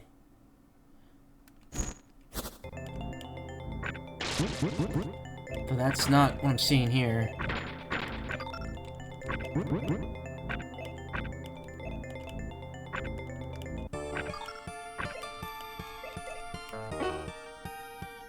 Oh, alright, so... Okay, so every dot you get is a level. That's interesting. So it can be faster. Just gotta deal with this chuckle fuck with his attacks every 2 seconds. Draining my health meter. Music to have sex in a mansion, too. I will say, I'm not a fan of the shared well. I think it's kind of pointless to even look at it, because you can't guess when you're gonna get a friggin' piece out of it.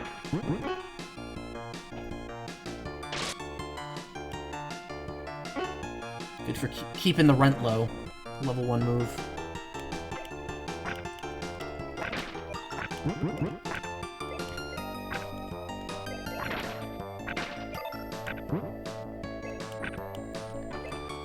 I think I understand why the default difficulty in this game was easy. Because, man, these CPUs are definitely a little quick on the draw already. So what does 2 do? You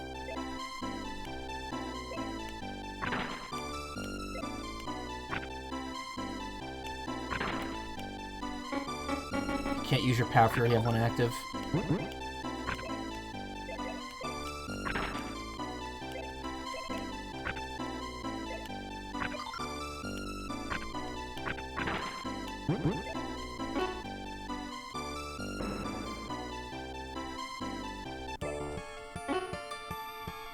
Wait, that's gonna get rid of that, isn't it? Yeah, you don't get the points for that either.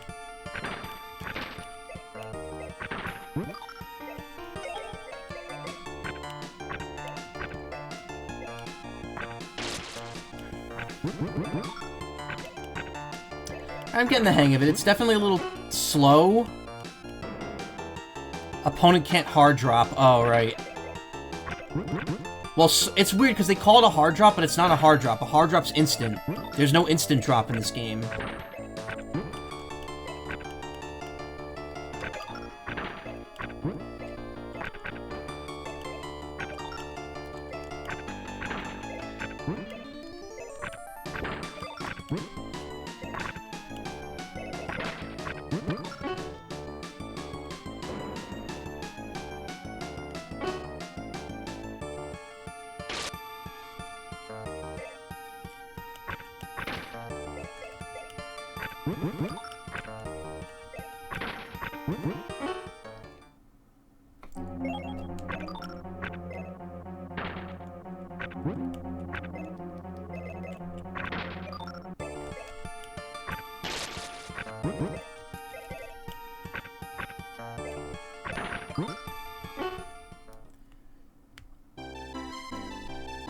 Oh my god.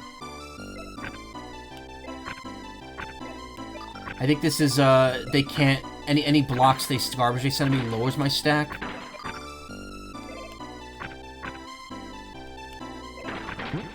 Yeah. That's exactly what it was.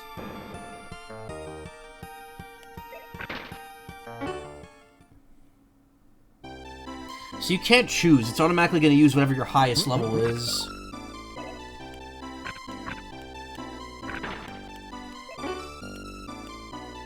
This is annoying, though. Like, just getting the opponent down one is... It's hard. That's a defensive move. I feel like I shouldn't be playing defensively. I need to be playing more offensively.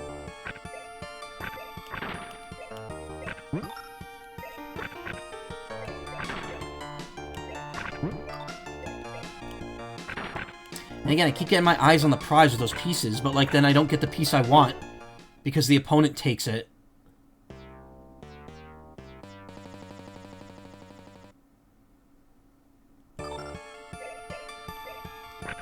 Where'd the piece I have go?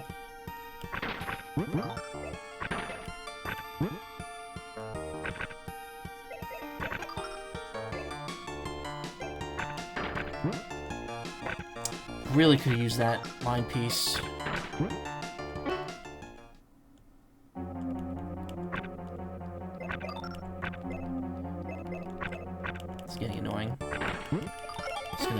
Go ahead and take the L and then set the difficulty back to easy and try again.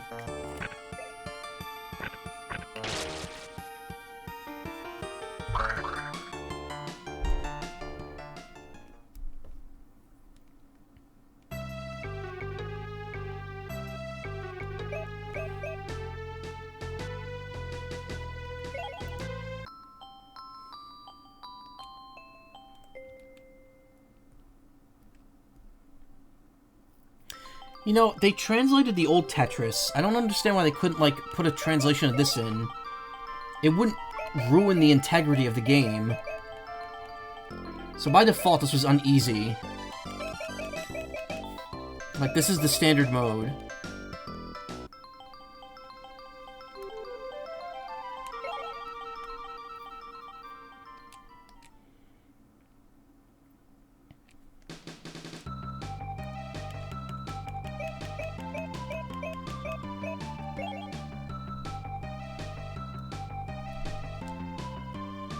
Another shot here.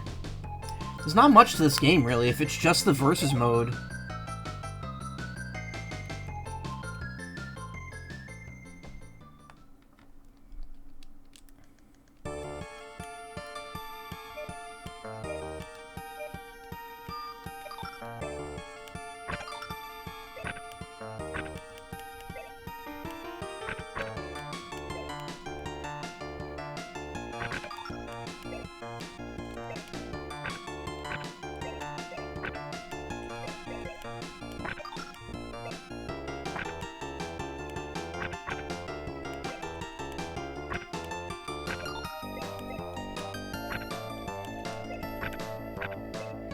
Oh, okay.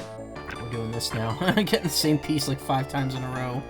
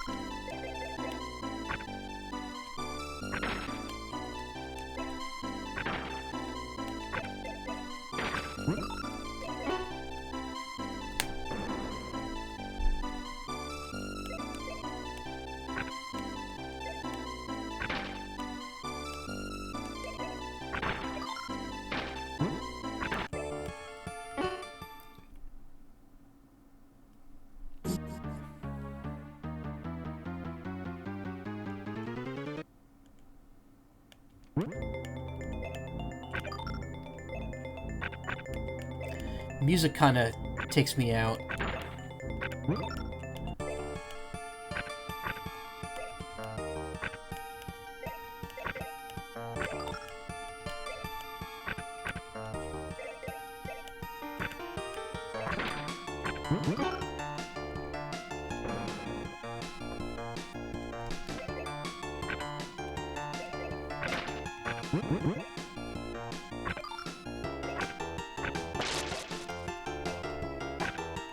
Even on easy, they're still, like, clearing the stack out. I feel like there's either an aspect to this I'm not getting, or this game really is just this slow. I imagine it's different when you're playing against a human opponent.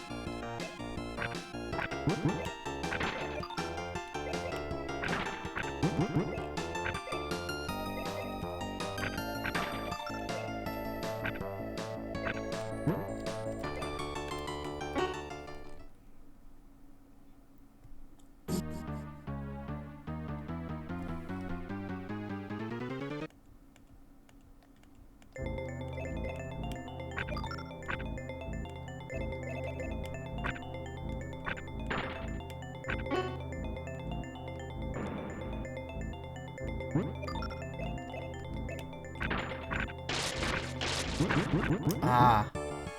Oh, well, now I got that piece stuck there. I'm gonna be honest, I don't know if I could do 8 levels of this with 2 rounds each, with how long these take. Even on easy mode.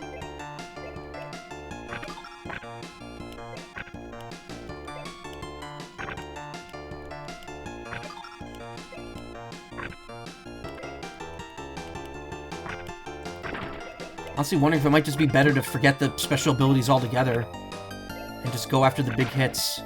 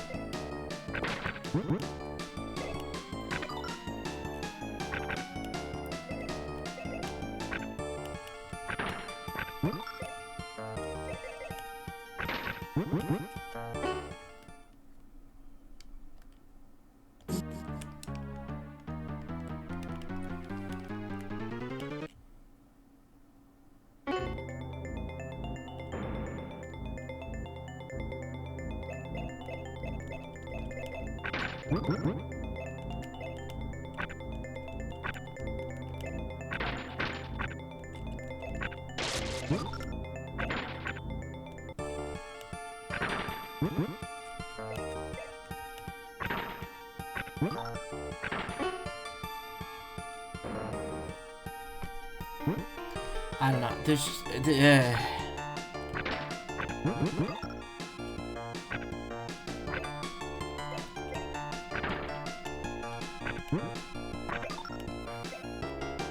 Every line clear does send garbage over, so...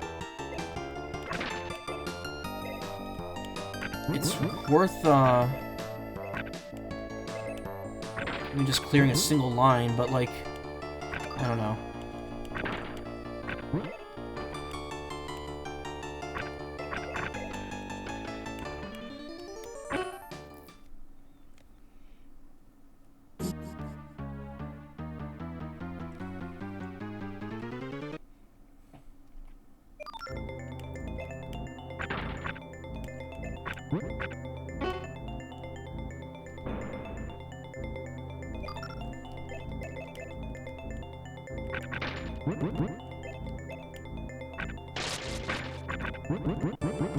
Oh, I see. Any power things don't fall. All the rest of the blocks will while under that effect.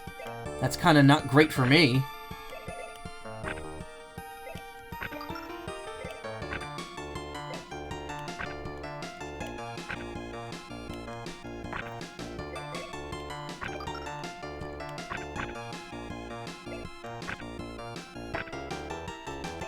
piece I thought I had.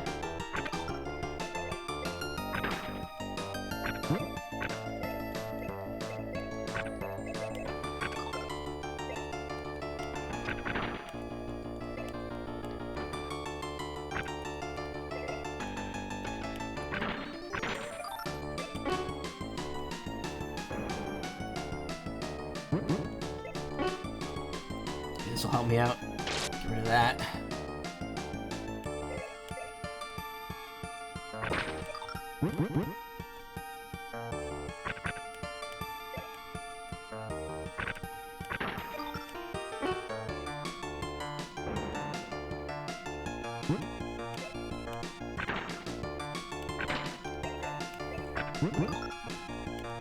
Somehow I'm on the defensive now, again.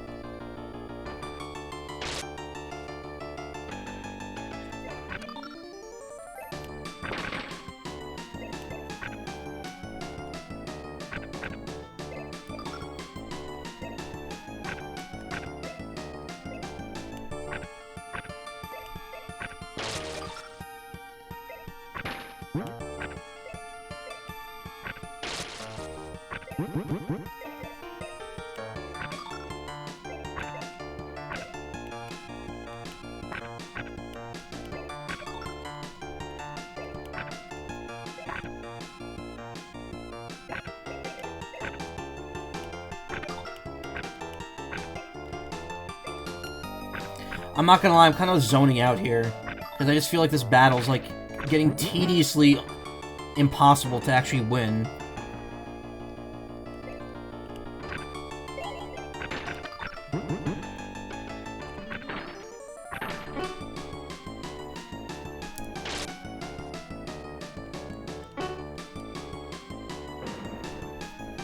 Like, how did it end up in this situation?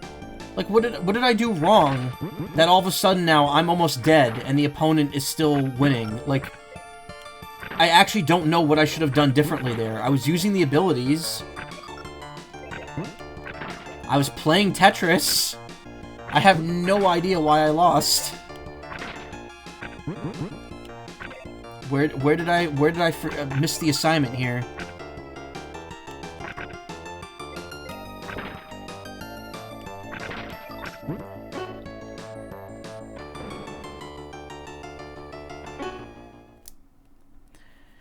Panel de Pon Nightmare Fuel. Yeah, I have no clue what's going on here.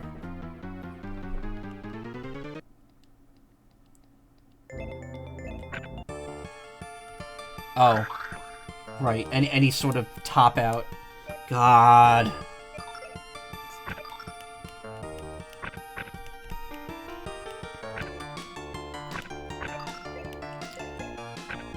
Like, I have no idea what's happening. Like, is me trying to make Tetrises bad? Should I not be doing that? Should I not be claiming the points?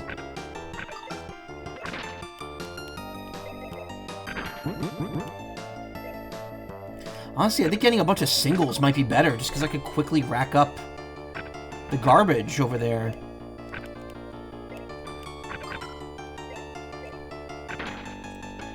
Like, there's two. There's one. I think this game might reward just quicker play.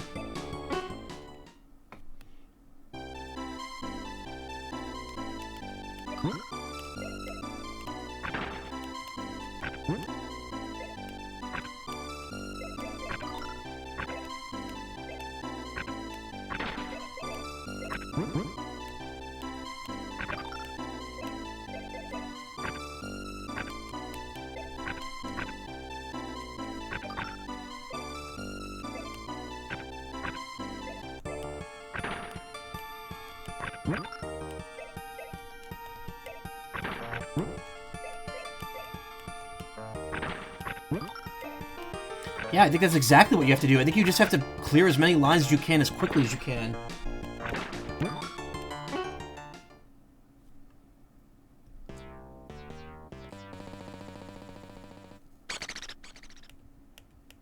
Why is the meter so big, though, if you can't hold more than 4?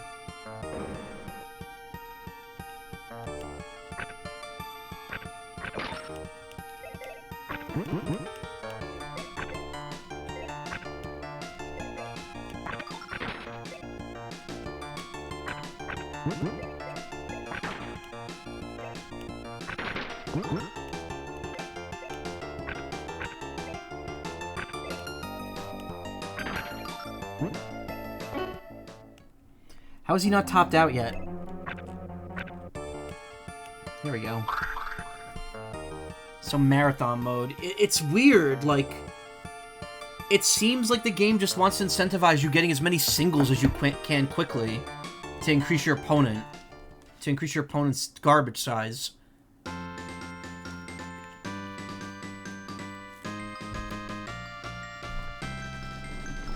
seems to be the key to victory here.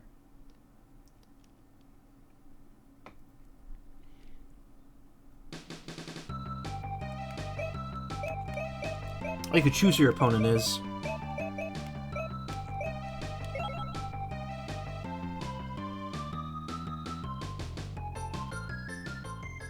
I don't know why I skipped that.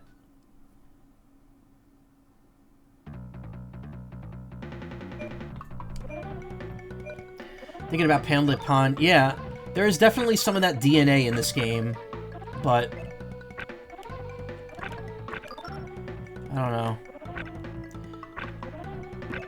Definitely don't think this is as good as people apparently make it out to be. I could see there's depth here, but, like... I feel like a very specific strategy is needed, and it's not a very good one.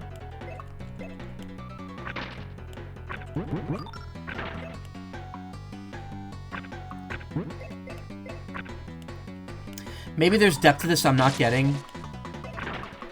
That makes itself clear, like, as you play. But, I don't know, I think I got a grasp of everything going on here.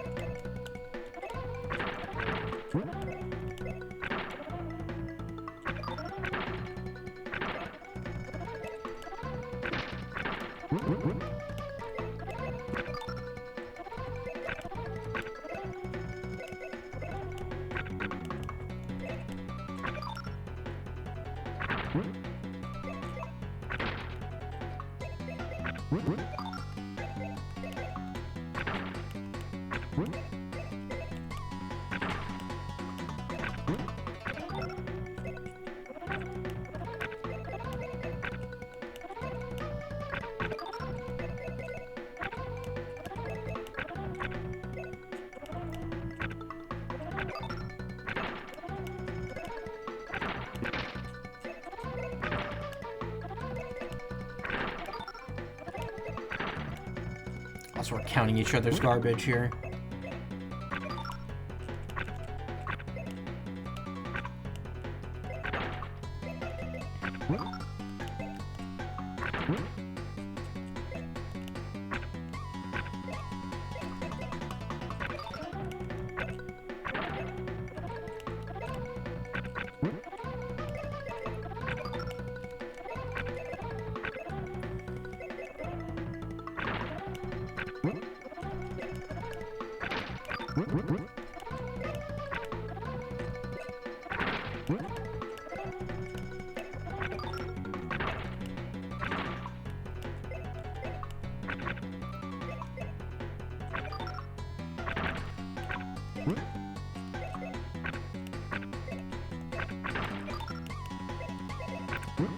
Ate spaghetti for your birthday. Lots of it. Really?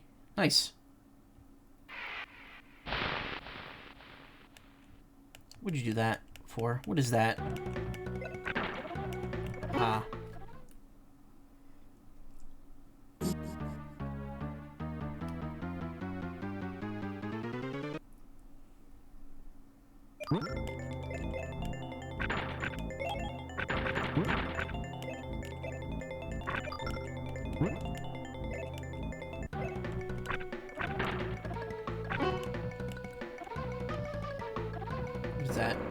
What are you doing? No! Don't make it easier for yourself. Oh, no! He actually strategized.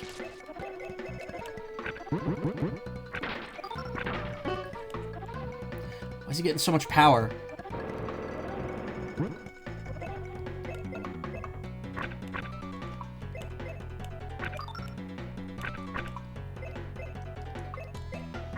That was mine.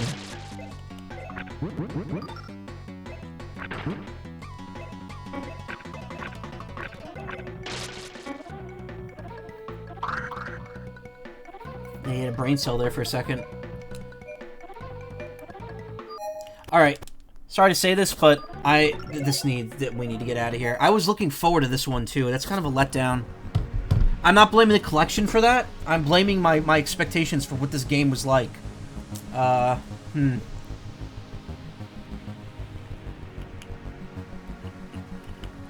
don't know. Just a little bit of a letdown, I feel. Super Tetris 2 plus Bombliss Genteben. BPS quickly followed up on Tetris Battle Gaiden in January 94 with a new version of Super Tetris 2 plus Bombliss. The Genteben limited edition version features the same classic Tetris mode, but a completely redesigned Bombliss mode with all new puzzle levels.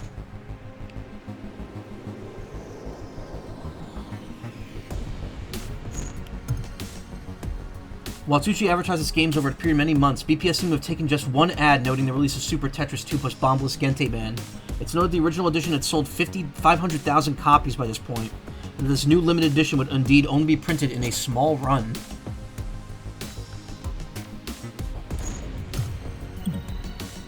Oh, we've got, like, this is all game, like, these are all playable games coming up.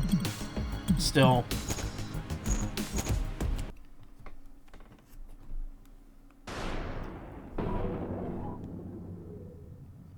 Guessing same stuff as the others, right?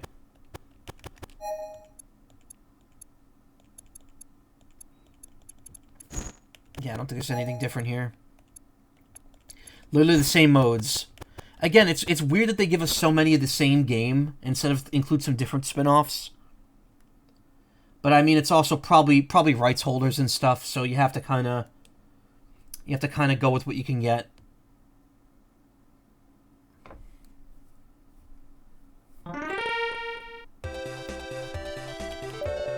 Exact same music. Is stereo? Nope, stereo is no longer stereo. It's now actually stereo.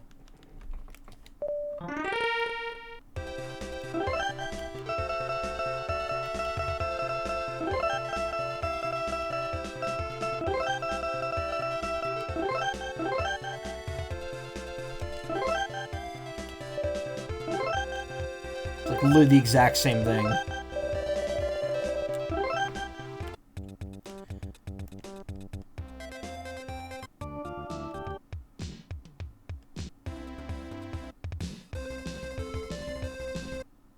Same music, too.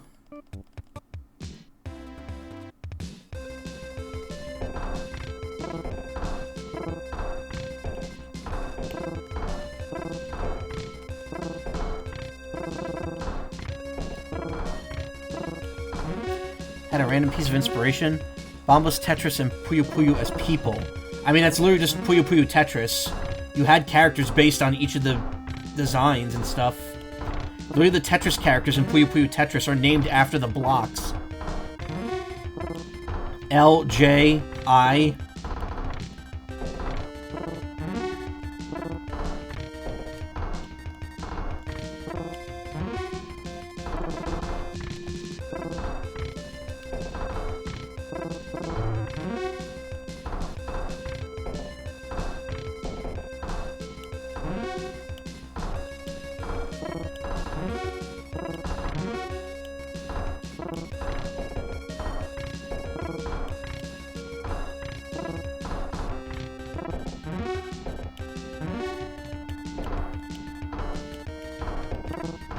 Has anyone else ever seen the episode of Captain N, where Captain N plays Tetris, and he does this ridiculous move that makes no sense, and gets like 7 lines for it? I mean, probably the least of that show's inaccuracies when it comes to portraying video games, but it's still very funny.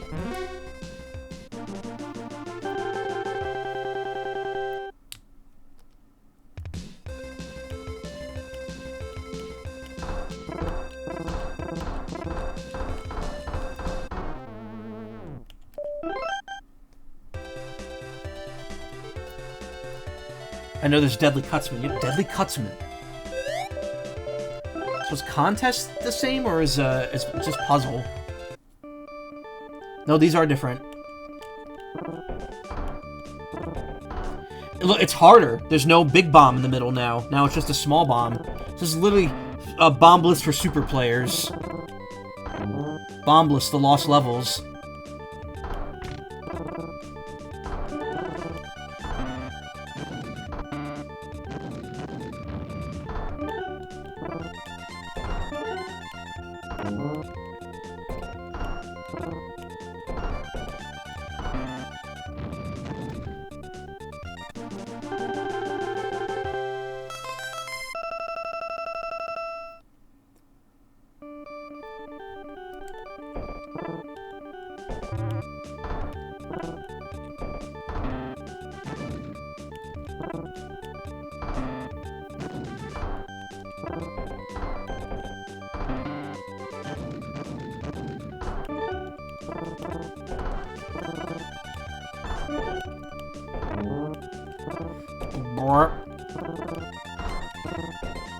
Fart noise.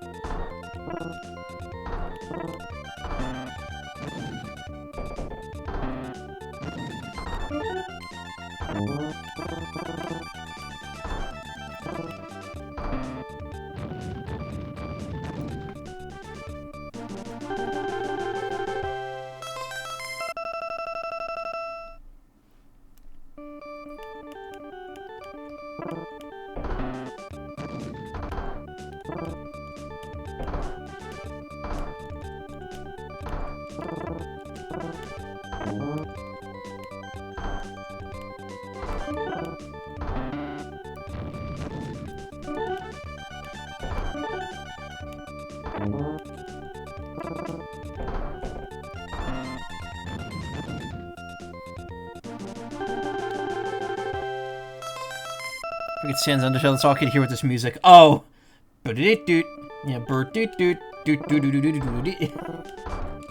of sounds like an upbeat.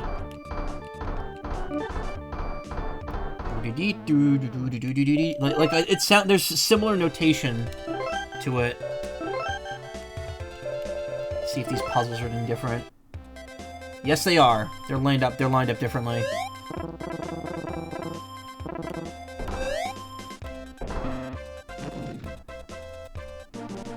So they're like remixed, but you know, you have to buy the whole game a second time.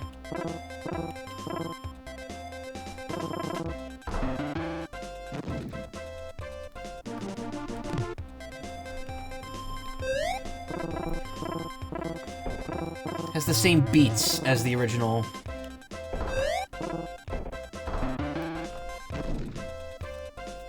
Hey, I mean, if you want a bunch of Bombliss puzzles, you can't go wrong with this collection, I guess.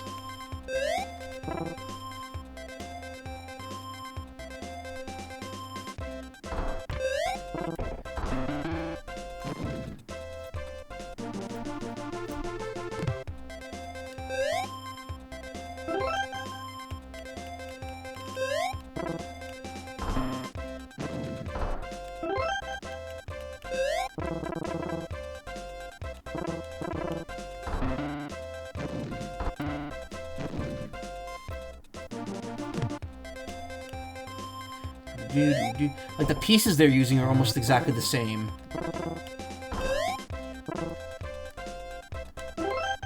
And they kind of have the same solutions. Like, I think here you have to do this. No. I misread the situation there.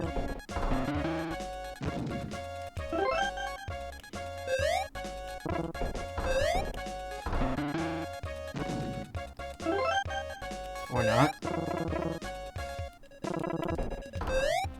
I didn't misread the situation.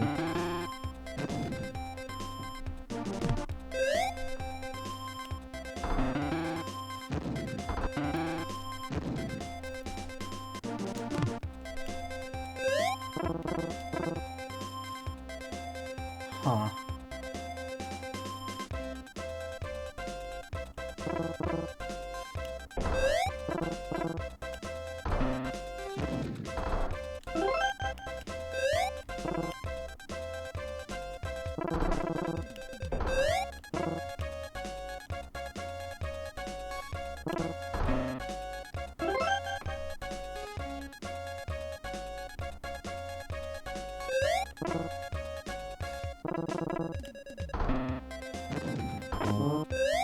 Ah, right.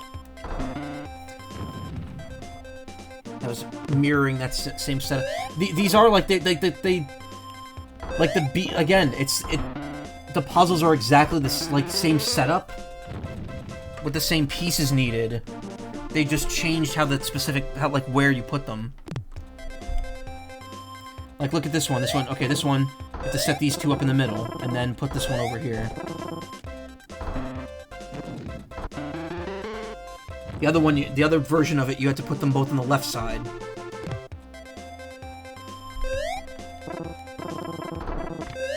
Whoa.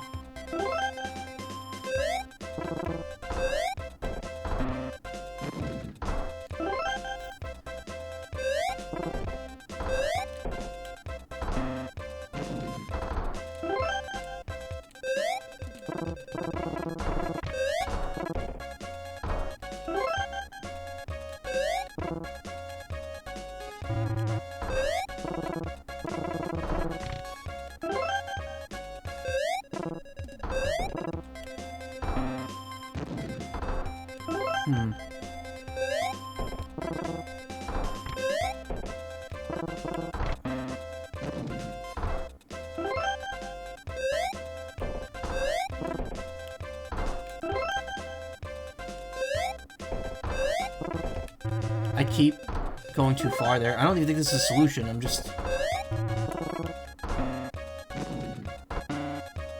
Wait, there we go.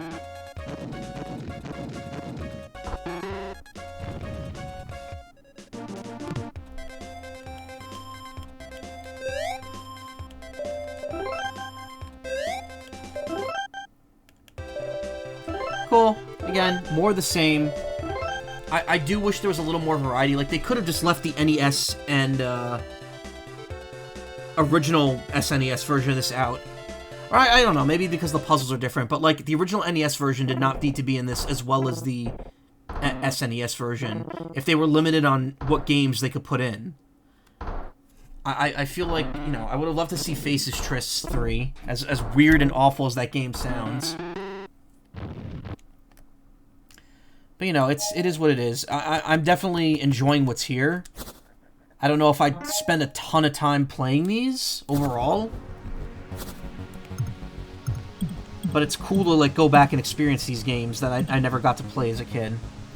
Super Tetris 3. This ultimate version of Tetris for the Super Famicom, released in December of '94, featured a wide variety of modes. In Magicalist, players can change the color pieces by rotating them, then to make lines of solid colors. Sparkless is similar to Bombliss, but uses lightning bolts instead of bombs. And Famless was the first 4-player mode in a Tetris game.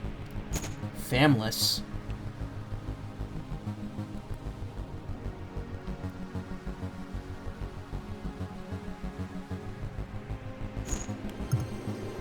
Various magazine advertisements for Super Tetris 3, using the tagline King of Tetris. The ads conveyed the point that this was the most feature-rich version of the game yet seen. Kingu of Tetris. Yeah, that's indeed what it says. Tetris Classic, Sparkless, Family Tetris, Magicalist.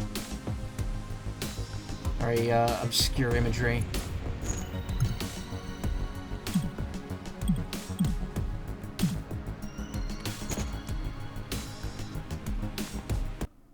Well, at least we got something new here happening.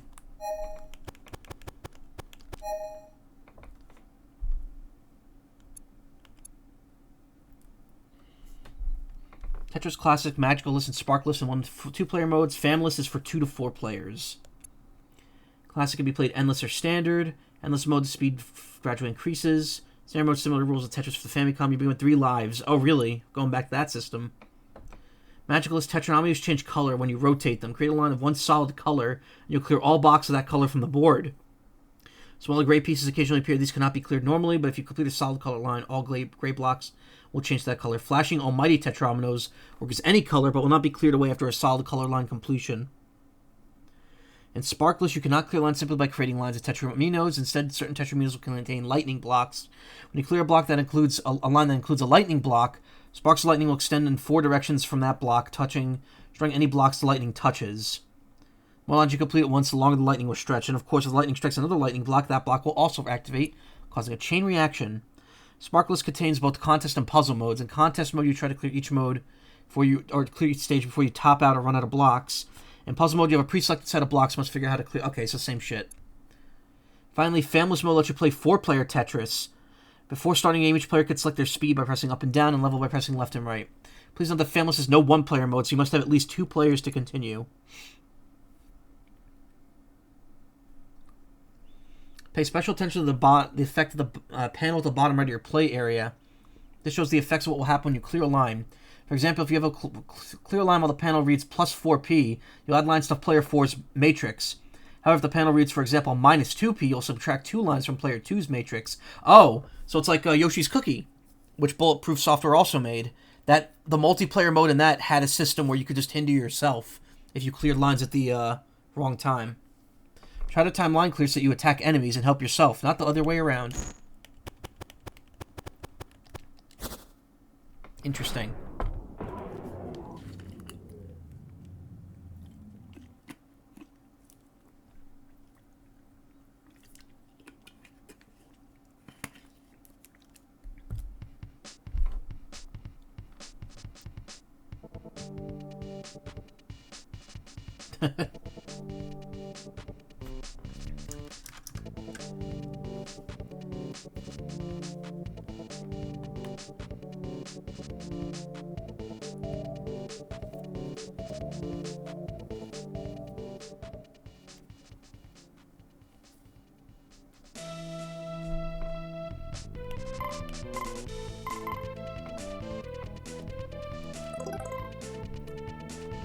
Now we're getting into Tetris.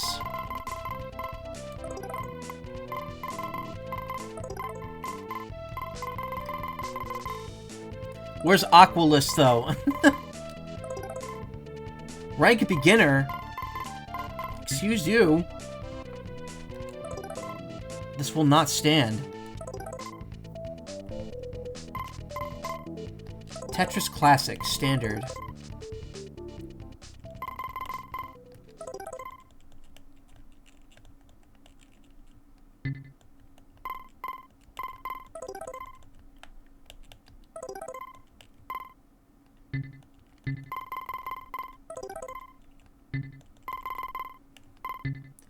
Wait, why can't I select the height?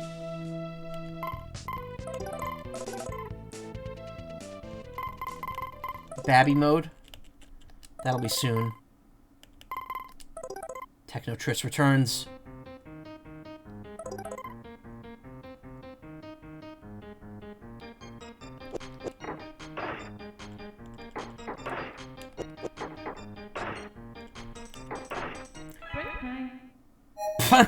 Let's say break time? Soft drop. Okay, no hard drops. Okay, this is not using the same controls as the NES Tetris. Single!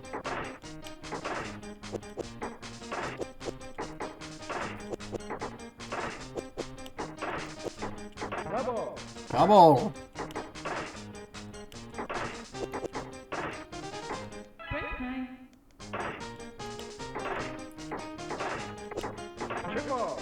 Triple. Sounds like he said it without the R.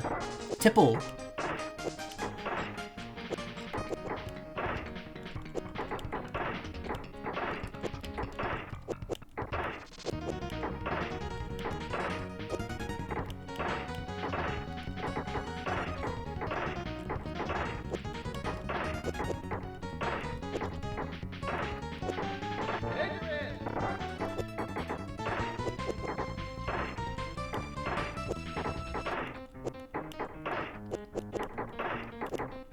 Again, the first couple notes of the song are used in the opening to Puyo Puyo Tetris 2.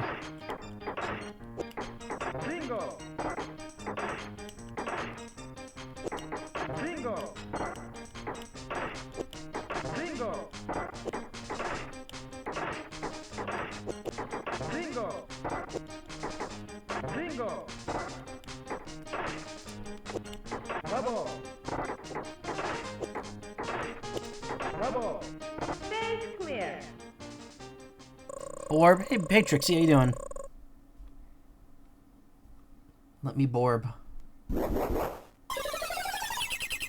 Borbed.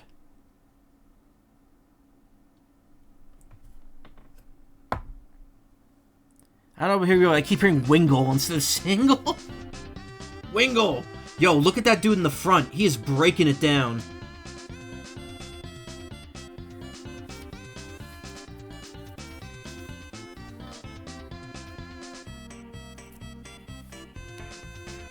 Borbed.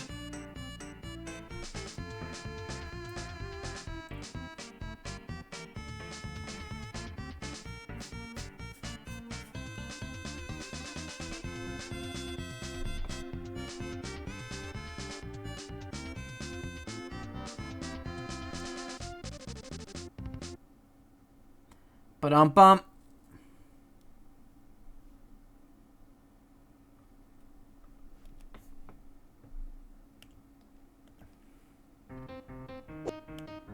Oh, it put me on round 1.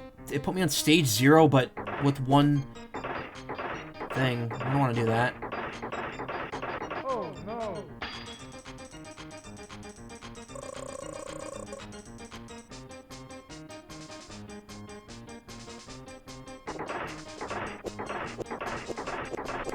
Oh, no. Oh, no.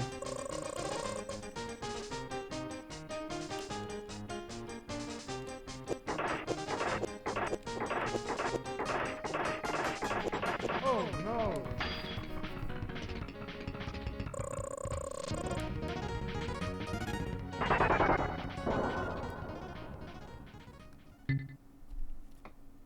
A funny voice saying game over.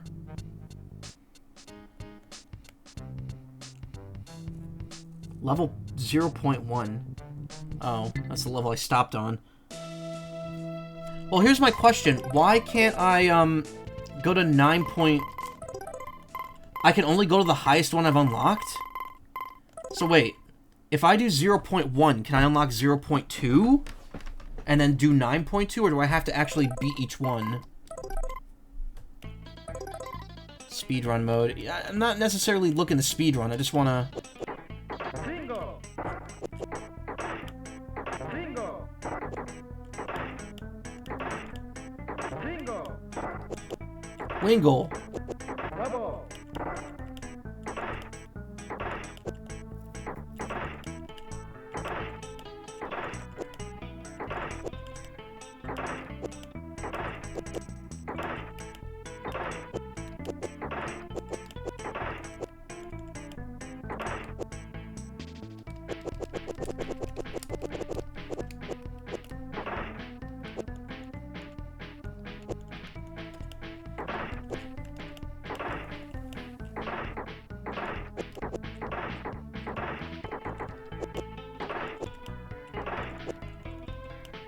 And playing Tetris without a randomizer bag is rough.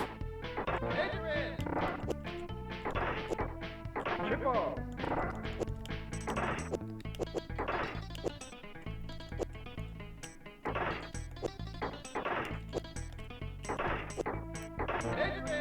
Wingle and Snubble. Bingo.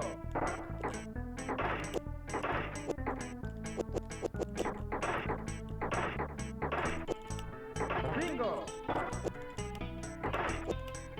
Bingo. Bingo. Bingo. I like the sound effects. I like the metallic sound of them, like clanging on the bottom of the well. Bingo. Bingo. Bingo. Stage clear. Audio sounds like a Street Fighter announcer going Tiger. So we have Tiger, Wingle, and Snubble.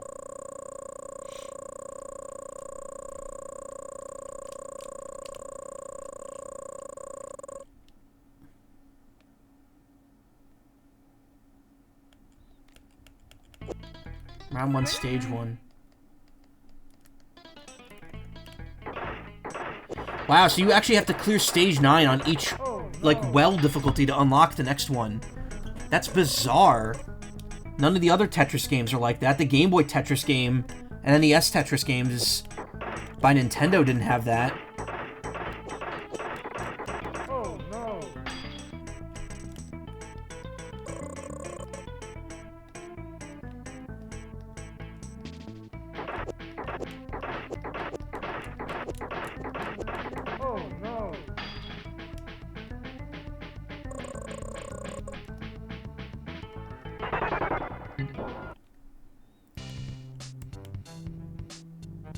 Delta. I've gone from beginner to Delta now, I guess.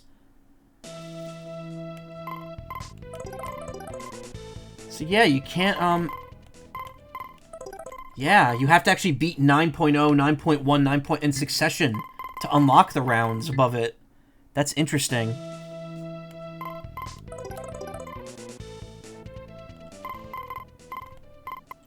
Level, you could start at 20 to begin with.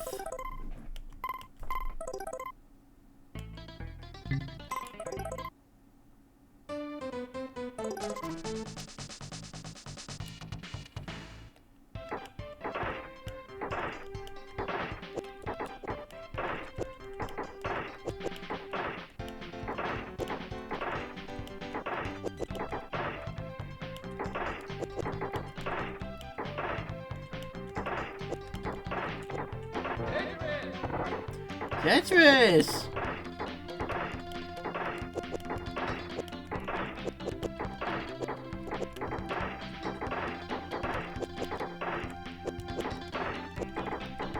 Bingo! Bingo! Tetris!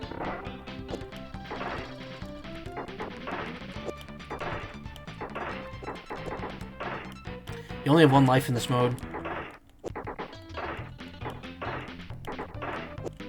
Triple! Bingo!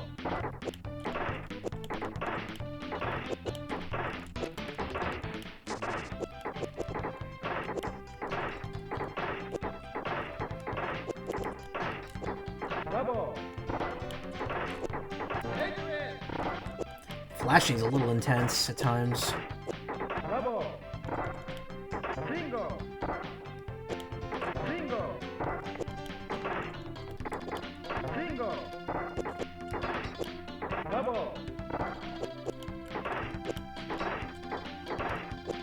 Bingo! Bingo!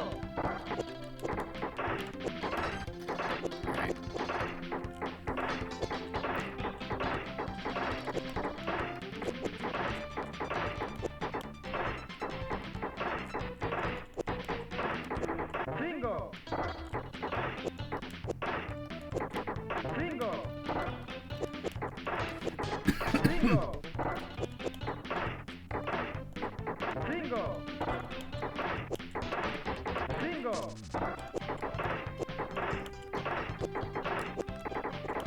Bingo!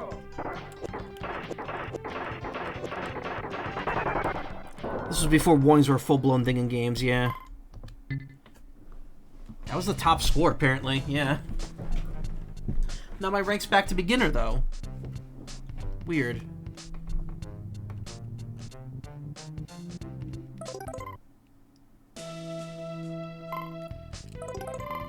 Magicalist standard.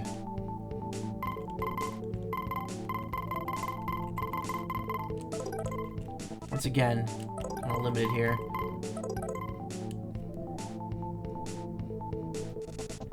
Ooh, I like that font on the right. That's good.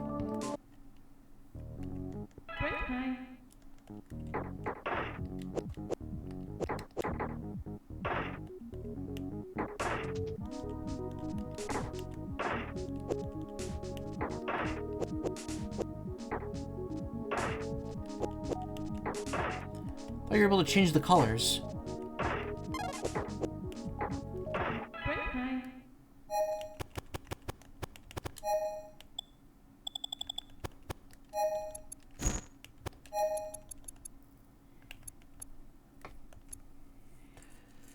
Change colors when you rotate them. Yeah.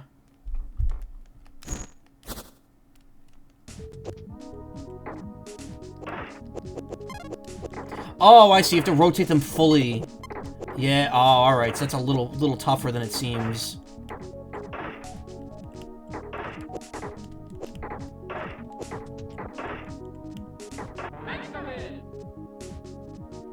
Oh, there's no falling, though.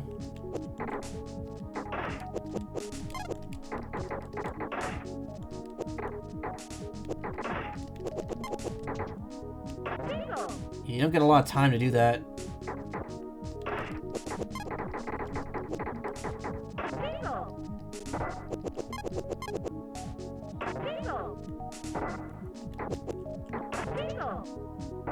Interesting mode.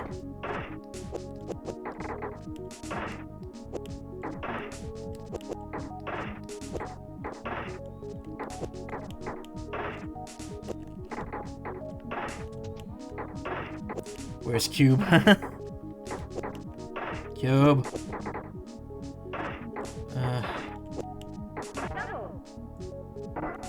Oh, different voice for this mode too.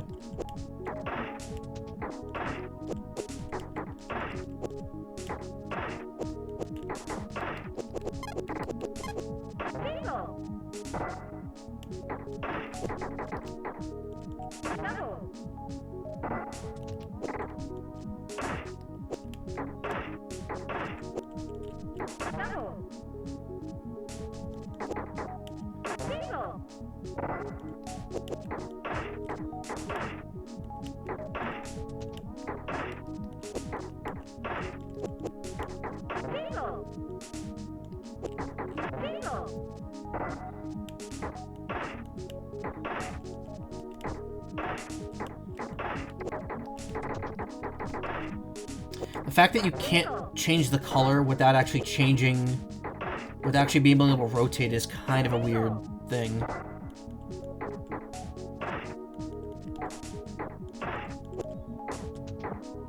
Also, I'm noticing the gray blocks are not disappearing.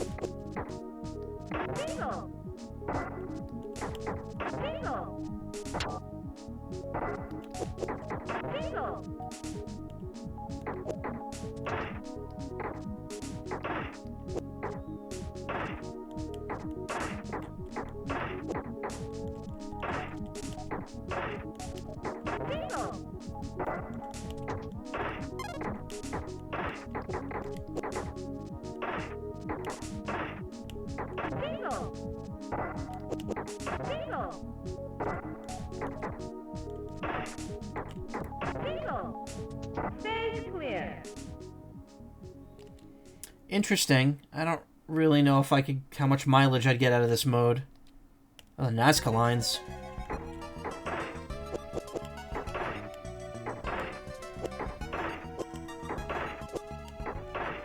And again, you have to beat level 9 to get to just to unlock the garbage level 1.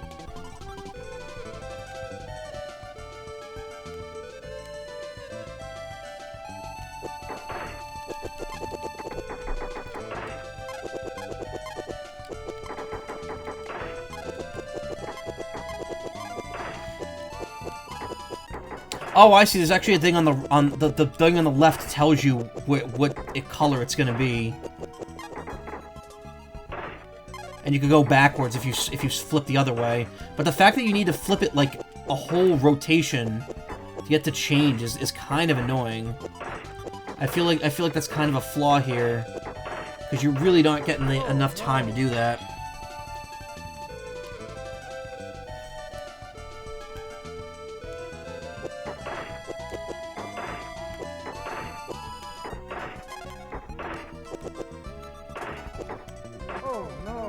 Oh no! Burp. Beta. Rank beta. I'm a beta male.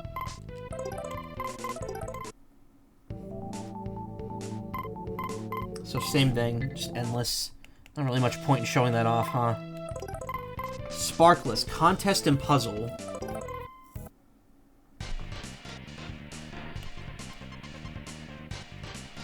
This is probably going to be the same as Bombliss. There's going to be an endless section with a limited number of pieces. Yeah. Look at those dragons. Look at those muscular dragons.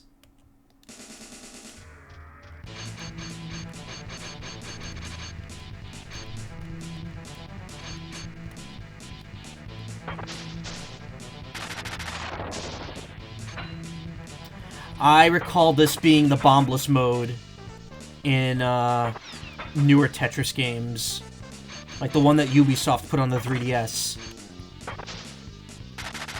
where it reached out in a certain direction rather than a radius.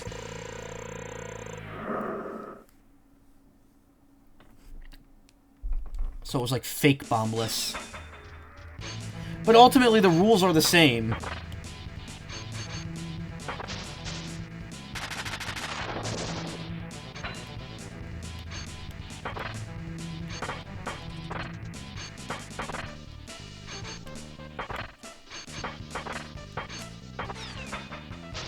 Oh, but now the blocks combine before they explode.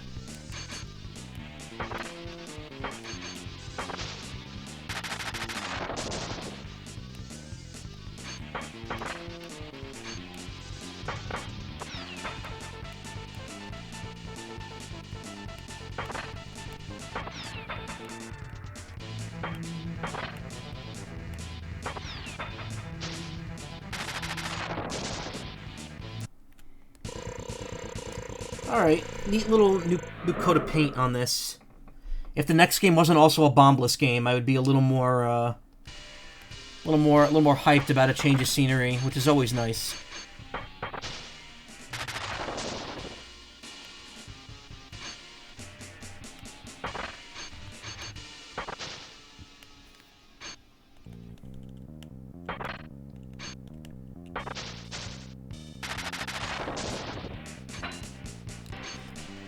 Problem with this mode is that getting a combo doesn't increase the range of the lightning.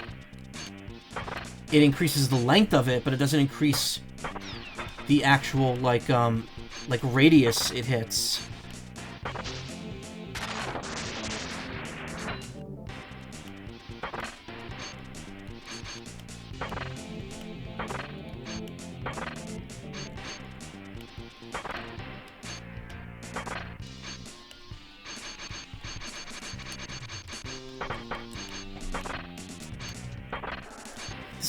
The sounds this is making sound like something you...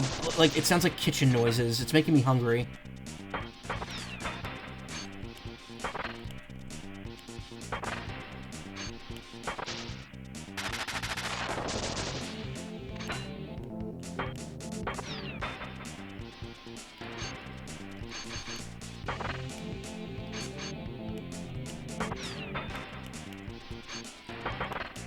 This mode's actually kind of annoying. I'm like actually not enjoying it as much just because of the limitations on how these clear blocks.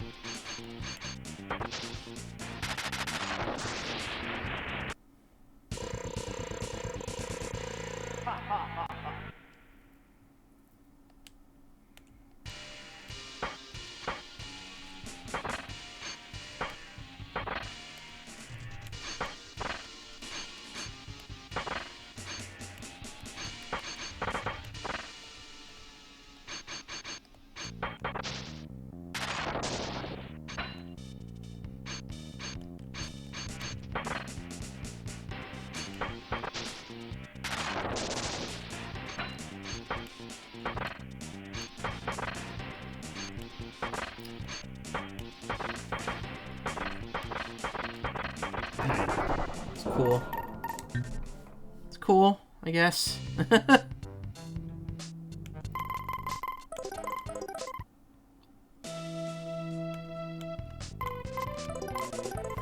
Sure, puzzle's gonna be the exact same spreadsheet, yep.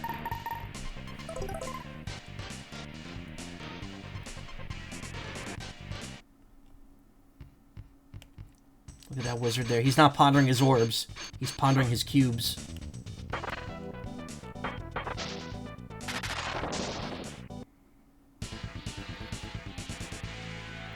Really weird. It feels like this is trying to be like an edgy Bombliss.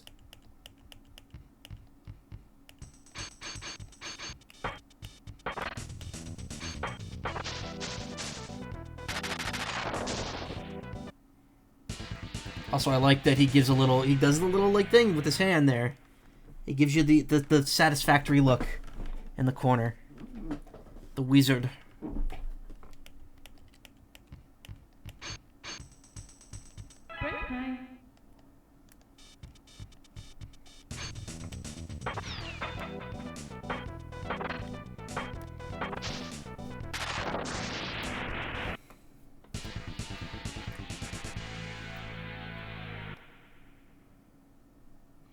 We're probably not going to finish this collection tonight. At the rate I'm going.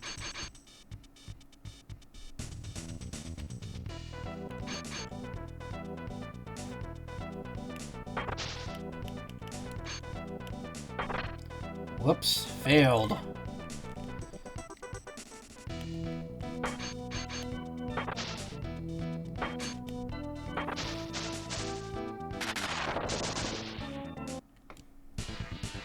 Okay, it does hit lightning.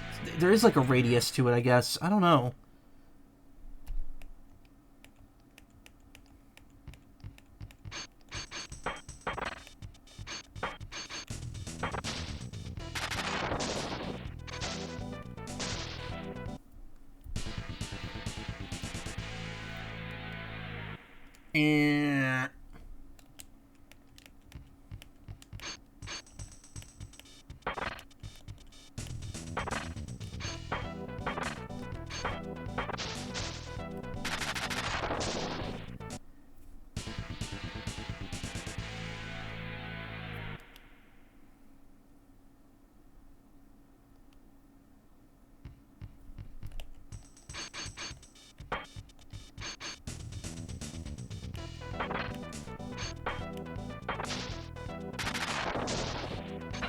Huh. Oh, maybe I did just put the bombs face down. I was overthinking it.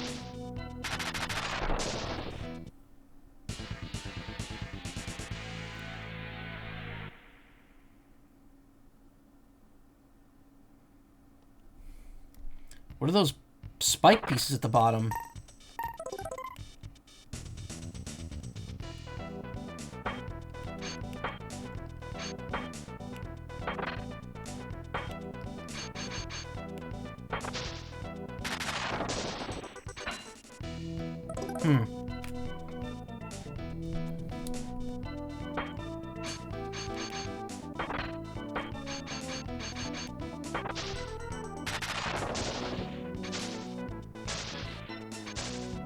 Oh, interesting. They can act as pieces to clear lines, but they don't actually eliminate. That's a neat little thing.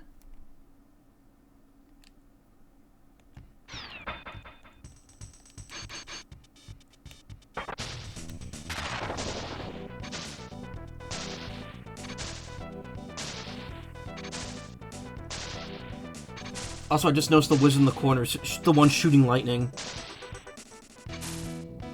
Amazing.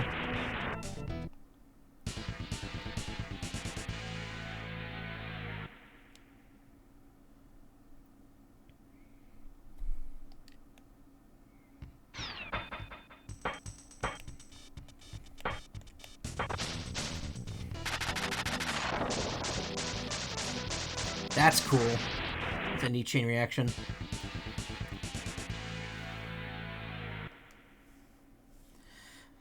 All right, you get the I think you get what's happening here.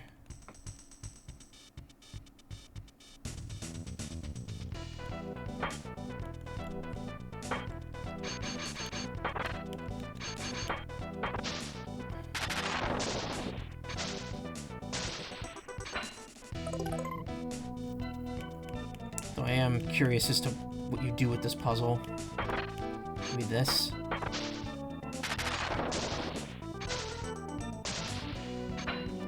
It's leaving too many blocks over there.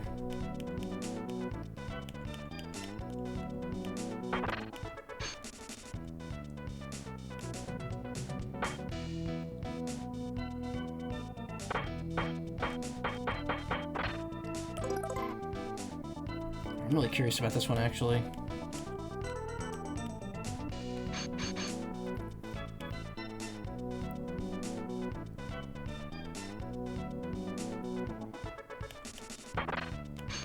It's not this.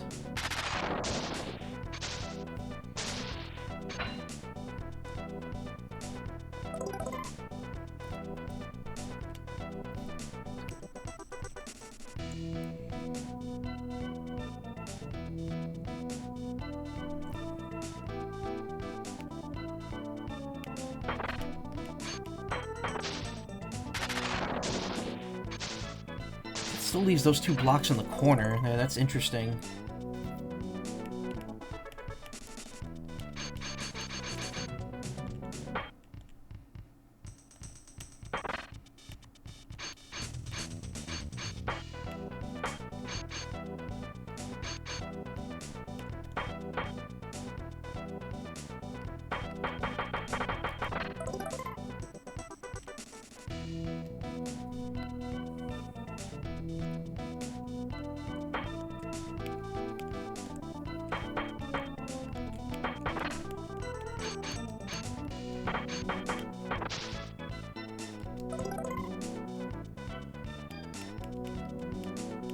Yeah, I don't know.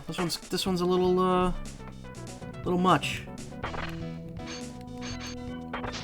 Unless, wait a minute. There we go.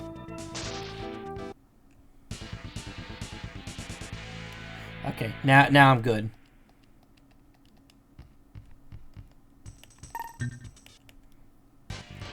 Alright, cool.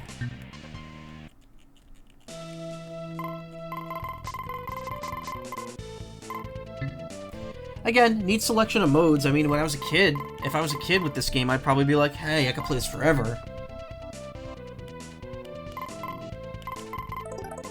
Guessing sound mode is just, yeah, just music. For PCM.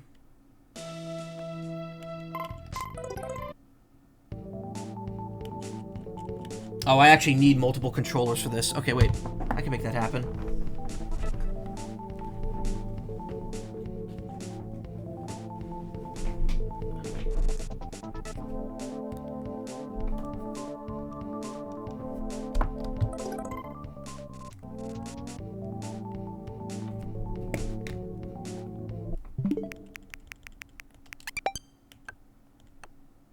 Your player 2's already here.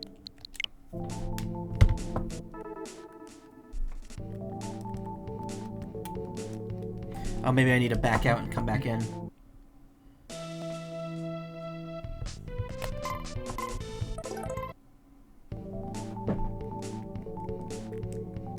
No, my other controller's not working.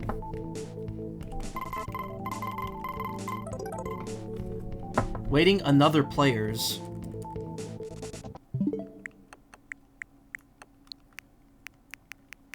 Oh, it's reading this as a single... That's weird.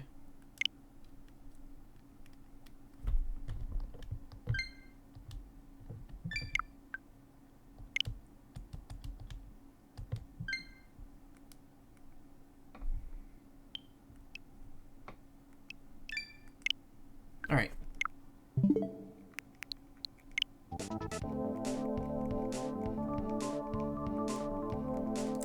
It doesn't work.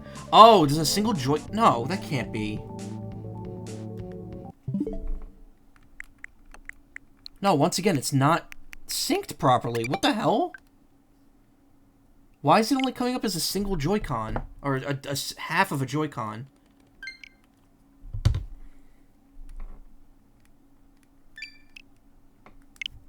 Yeah.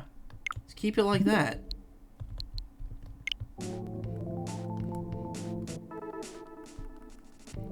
It keeps going back to being a... Something weird's happening there. I don't know if that's if that's the Joy-Con just being stupid.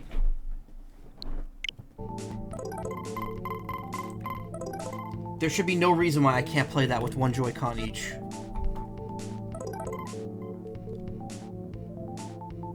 Oh, they still make it a four-player well no matter what.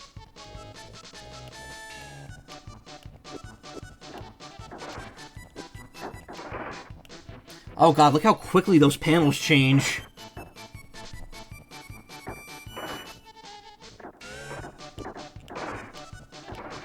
Also, this well is really tiny.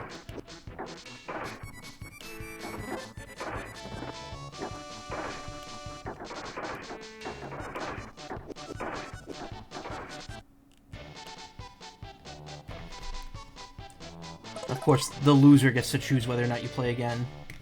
Alright, interesting mode. Very Yoshi's Cookie-ish with the panel system. You literally don't want plus on your end. That's actually bad. That raises your own stack. You want plus other opponents or minus yourself. There's also all down there, which is interesting.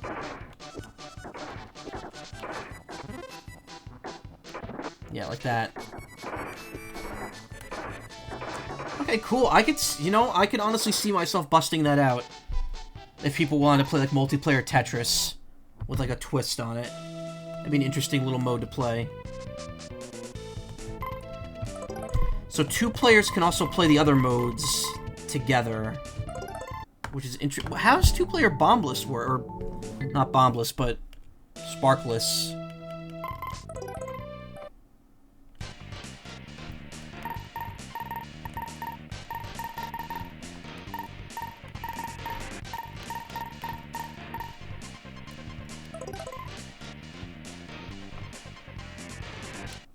Oh, is it just we have to... Whoever clears the field or loses first?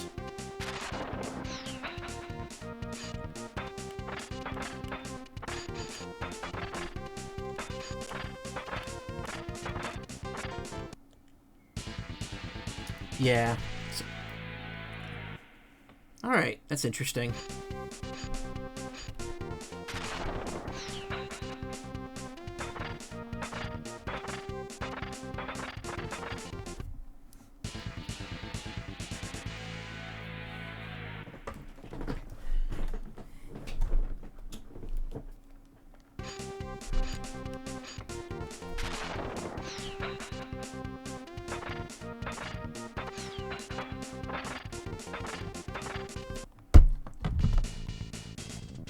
Alive, dead. Oh, that's a great fucking win-loss screen.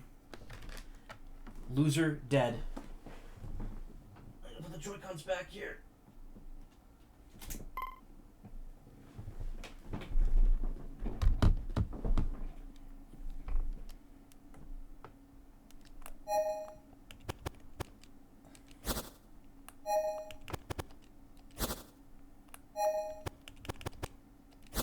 So if I load, like, is it actually loading the whole game? Like, if I save here... Yeah, it loads the exact state. Okay, cool. Alright. Now, we got another game. We're not done yet. This is where all the games are, essentially. Super Bombliss, Super Famicom. Bombliss, the Tetris variant created by Akihiko Miura, had proven so popular that BPS spun it off into its own game release in March 1995. One or two players could compete in a variety of different modes. Oh god. We got multiple Bombliss.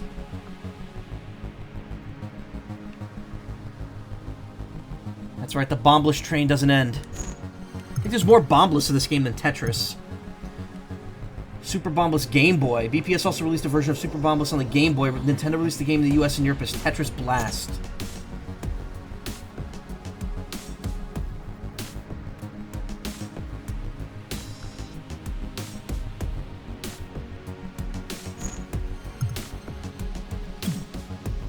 I need a break from... We'll go back to that in a second, but I need a break from, like, actually playing Tetris right now.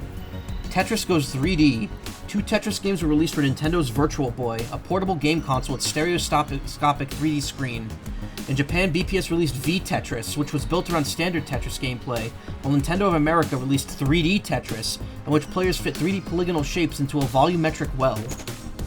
So yeah, V-Tetris. A lot of people don't know about V-Tetris, because V-Tetris never released outside of Japan, but it was a more traditional Tetris game, whereas 3D Tetris was like you look down into like a square-shaped well.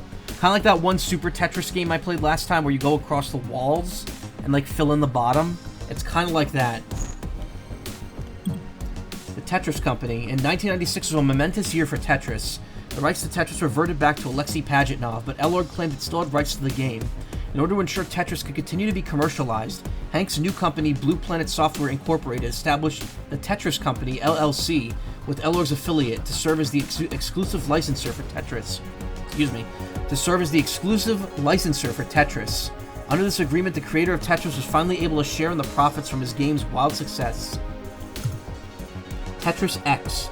The first Tetris game for the PlayStation, Tetris X featured a classic single-player game and a 4-player battle mode that borrowed the cartoon mascots, though not the modified gameplay rules, from Tetris Battle Gaiden. It was only released in Japan.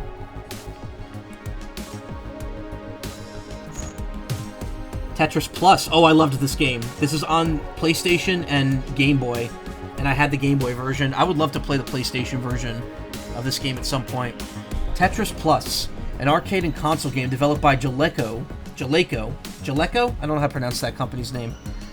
Tetris Plus included a standard Tetris mode, plus a new puzzle mode in which the player is to help a professor explore ancient ruins by clearing boards of pre-placed blocks, so the professor can reach the bottom of each stage.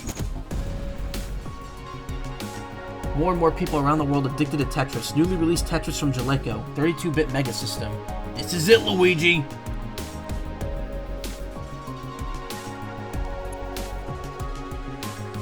So this is an advertisement specifically for the PlayStation version, which I've never played. But yeah, you have the professor and the assistant, who I believe the assistant is named Joanna, in the English version. She's got that 90s Pokemon-esque appeal.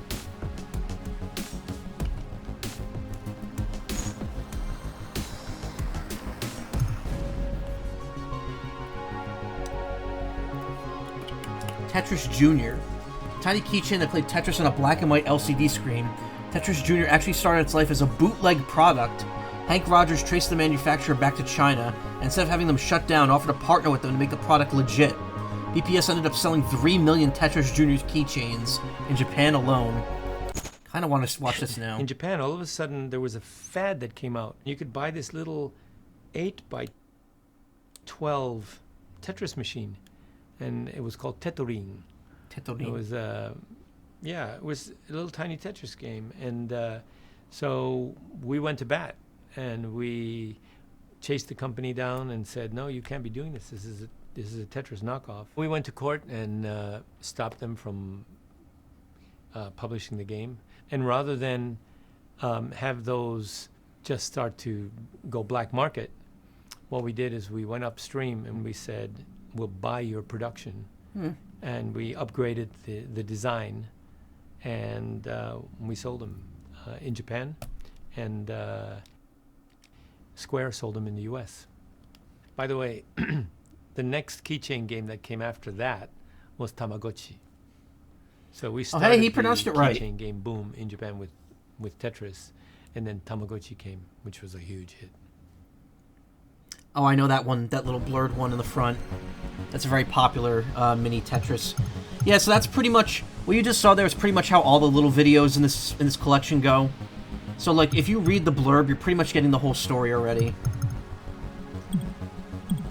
Roger Dean's logo. In 1997, the Tetris company unveiled a new logo for Tetris, created by British artist Roger Dean, well known for creating album covers for rock bands such as Yes, and also the logo for Bulletproof Software.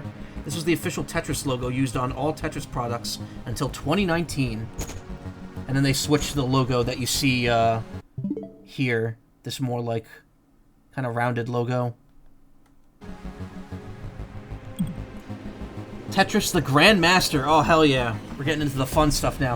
10 years following the release of Sega's arcade version of Tetris in Japan, the game was still popular, and it spawned a generation of expert Tetris arcade players looking for a tougher challenge. Tetris the Grandmaster by developer Eureka was the answer, a nails-hard version of Tetris in which blocks dropped very quickly. Which, by the way, Tetris the Grandmaster 1 and 2 are on Switch and PlayStation 5, I believe, and 4, if you want to download them. Grandmaster and the Grandmaster 2, the Absolute Plus. 3 is not on any consoles right now, and 4 just came out on Steam like a month ago. Absolute Eye. They are very difficult Tetris games that you have to be very skilled at to do well in. Tetris DX. Nintendo went nearly 10 years without introducing a color handheld game system, but when it did finally launch the Game Boy Color in October of 1998, one of the launch games was, of course, Tetris DX. Not only featured color graphics, but several new play modes. This is on NSO. If you have the basic NSO, it's on the Game Boy NSO, as well as the original Game Boy Tetris. The year of Tetris. Besides Tetris the Grandmaster and Tetris DX, many more unique Tetris games were released in 1998, including Magical Tetris Challenge, which featured Disney characters, Tetris 4D for the Sega Dreamcast, and Tetris 64 for the Nintendo 64, which included a biosensor that measured the player's pulse and changed the speed of the falling blocks based on their heart rate. Wait. So you're telling me the Wii Vitality sensor was outdated before it even was a thing and got canceled? Why did that not release in America? That would have been fucking awesome. The next Tetris, developed by BPS, and Animatech, which was co-founded by Alexei Pajitnov. The next Tetris was a new game with a different rule set. Some pieces were made up of individual blocks that would separate when placed, leading to cascade effects that could generate combo moves.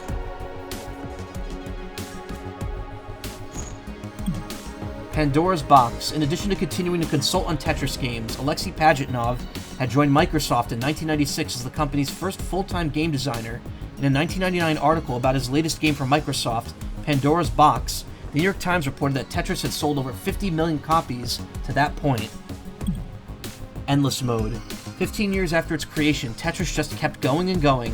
While designers around the world continued to create novel spins on the classic formula, there was something about Pajitnov's original Tetris that was proving to have tremendous staying power. Alright, let's go back to Super Bombliss since I haven't played that. Released only in Japan for the Super Famicom, a 16-bit version of Bombliss, also known as Tetris Blast. Explode bombs to clear pieces to clear lines.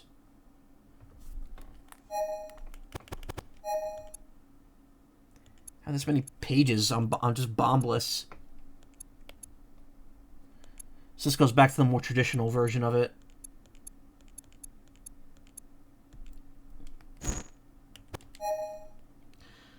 Clear away blocks by making lines of bomb pieces, connect bomb pieces together, create chains, same as always. Contest, clear all blocks from the screen using a random selection of pieces. Use a predetermined group of blocks. Versus Com. Take on 8 different computer opponents in a versus battle. So it's the same thing as before, just with the versus mode in it. That's it.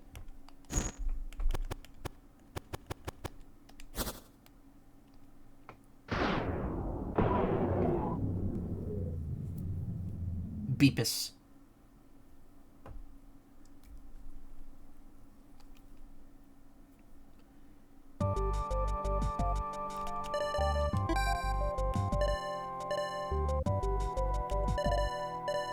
Center next box on versus mode type A. Hey, Admin, how you doing?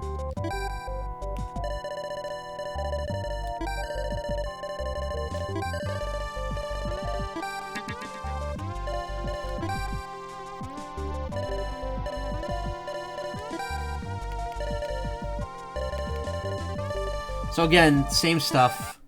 We've seen this many, many times. Just a bigger next box.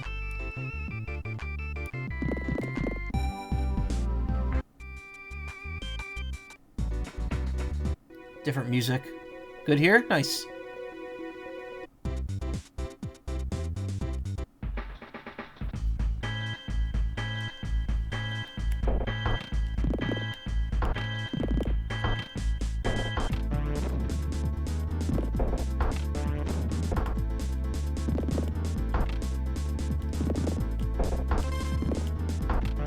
Category should be retro here. You think so?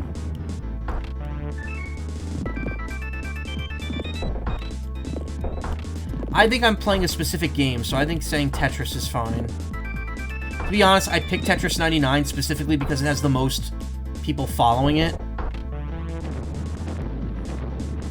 So it'd have the most amount of people, most biggest chance of people coming by. Looks like something for the 90s. It is. This is a collection of old Tetris games. Boy's background looks like something out of Pioro. Yeah.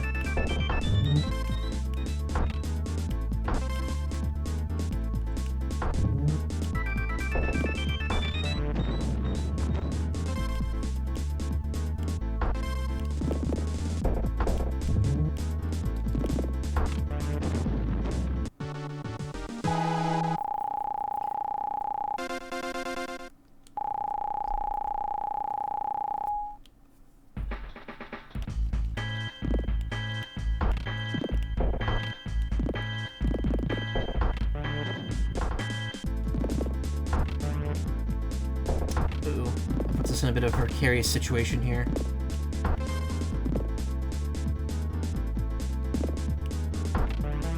Oh, it's back to the not combining before the line's clear.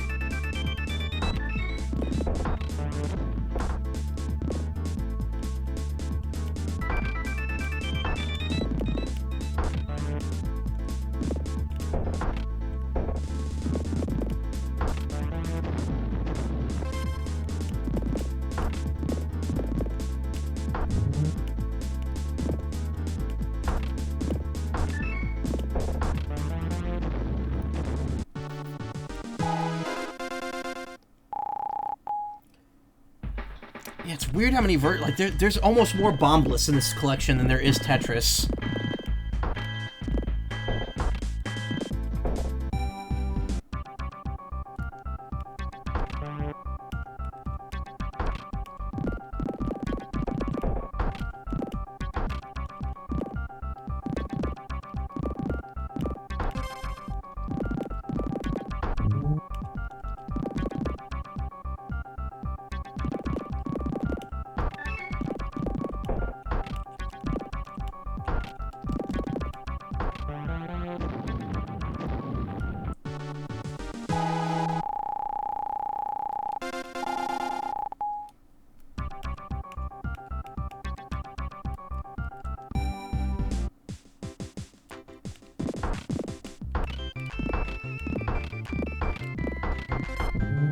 No easy way to quit out. Yeah, once you unlock a stage, you can just start from it. Puzzle, I'm sure it's, yep. It's the window we're all familiar with at this point. Again, the puzzles are slightly different, though. Like this time we have 3 pieces for the first puzzle.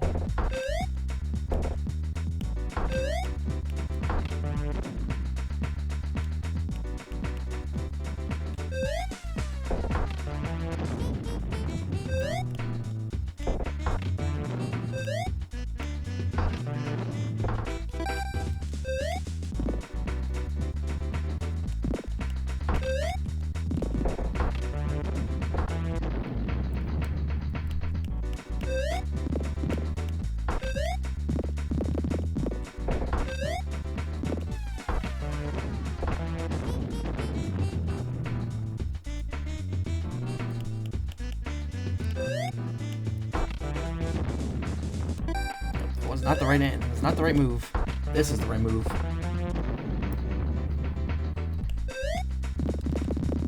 Look at this puzzle. Where we dropping, boys? Not there.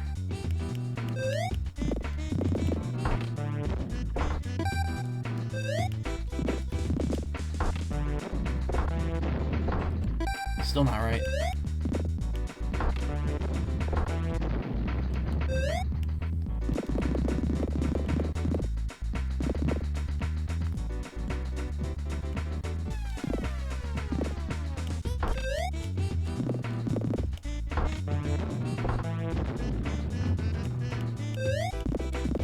I like how quick and like snappy this version is.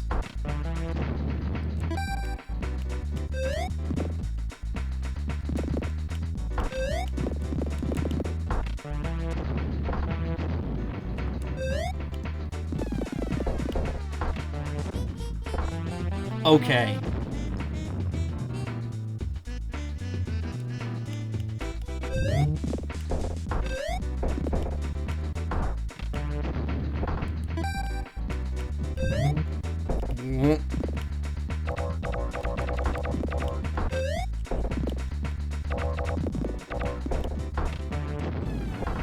Huh. Oh. This won't reach the edge and these 2 pieces will fall. There we go. Oh, look at this. Dropping the multi things on you early. What system is this? This is a Super Famicom game, I believe. Well, I believe I know. I know it's the Super Famicom.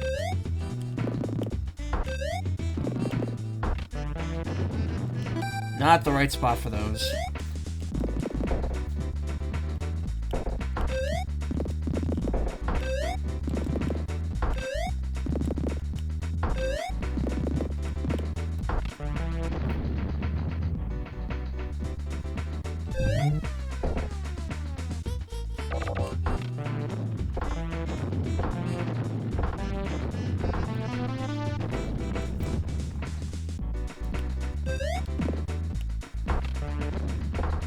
Huh. We got 1 piece here. Oh, I have to spin it in the middle, don't I? Interesting.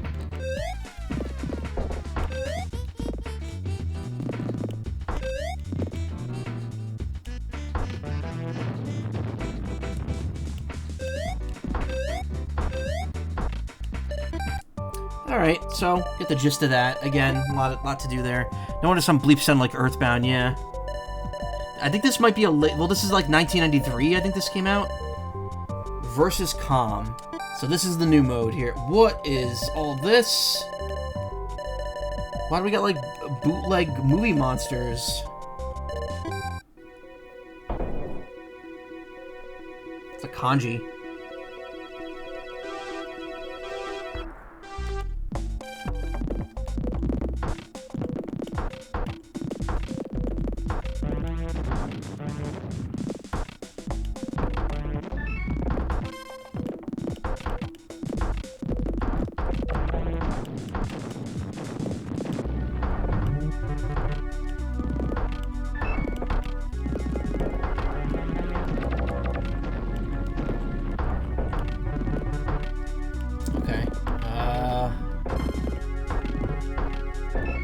Might be a little too good at this.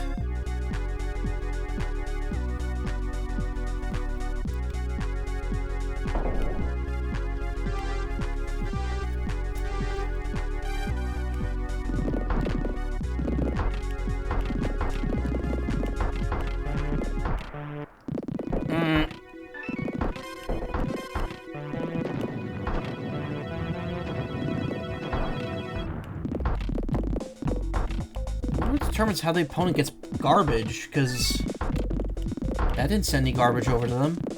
Also, I just realized this uses the same shared well system that I don't like from the other game.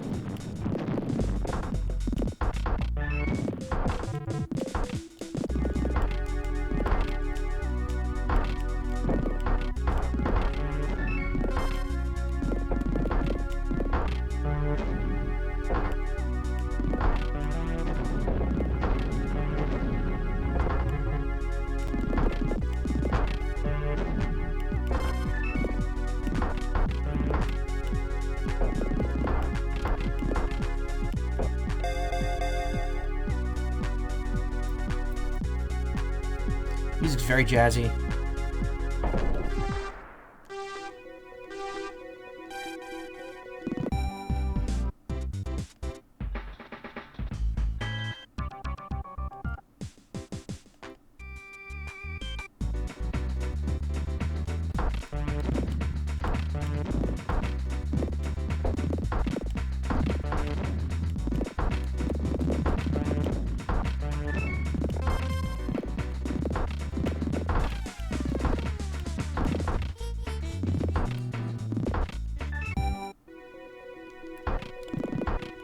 That's what it was.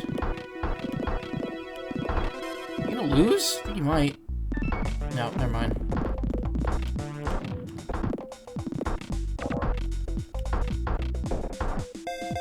Oh, he did. Wow.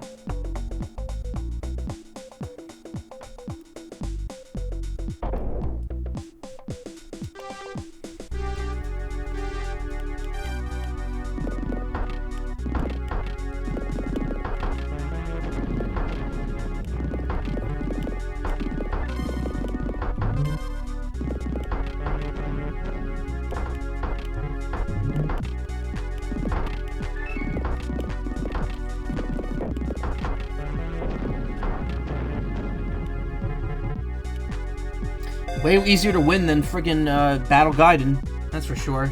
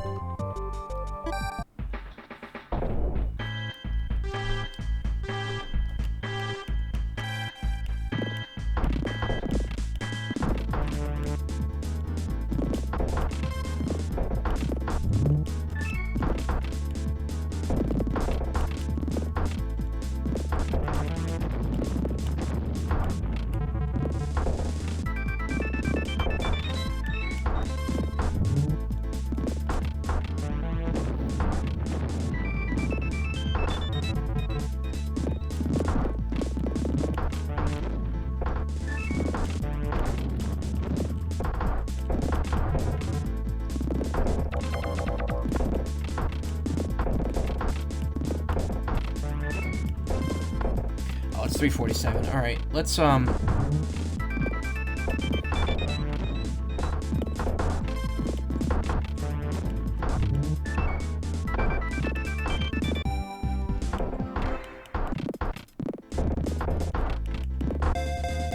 move on here. We know what this is. I mean, it would be cool to see what the result is by beating all of them, but we don't need to. We don't need to see it.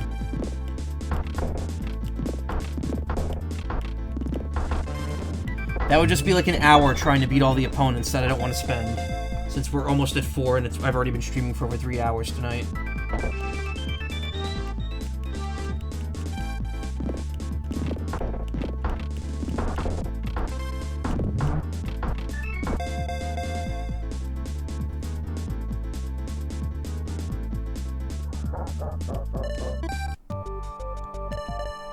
Looks like it saves your progress anyway, and I could also just make the quick save, so...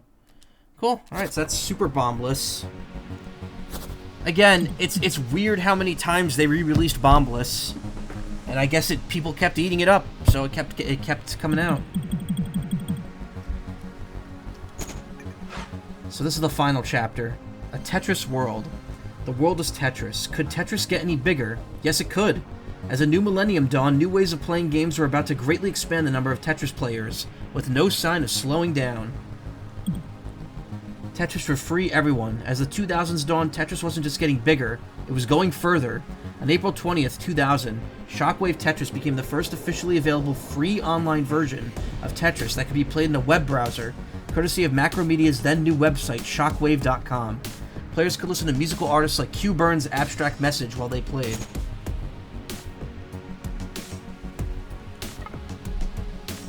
Shockwave Tetris, man. Remember Shockwave Flash players, all that fun shit, stuff that no longer exists. Tetris goes online. A pair of Tetris games were released for the Sega Dreamcast system late 2000, each of which allowed for online play via the Dreamcast's built-in modem. Sega Tetris and the Next Tetris Online Edition from Bulletproof Software.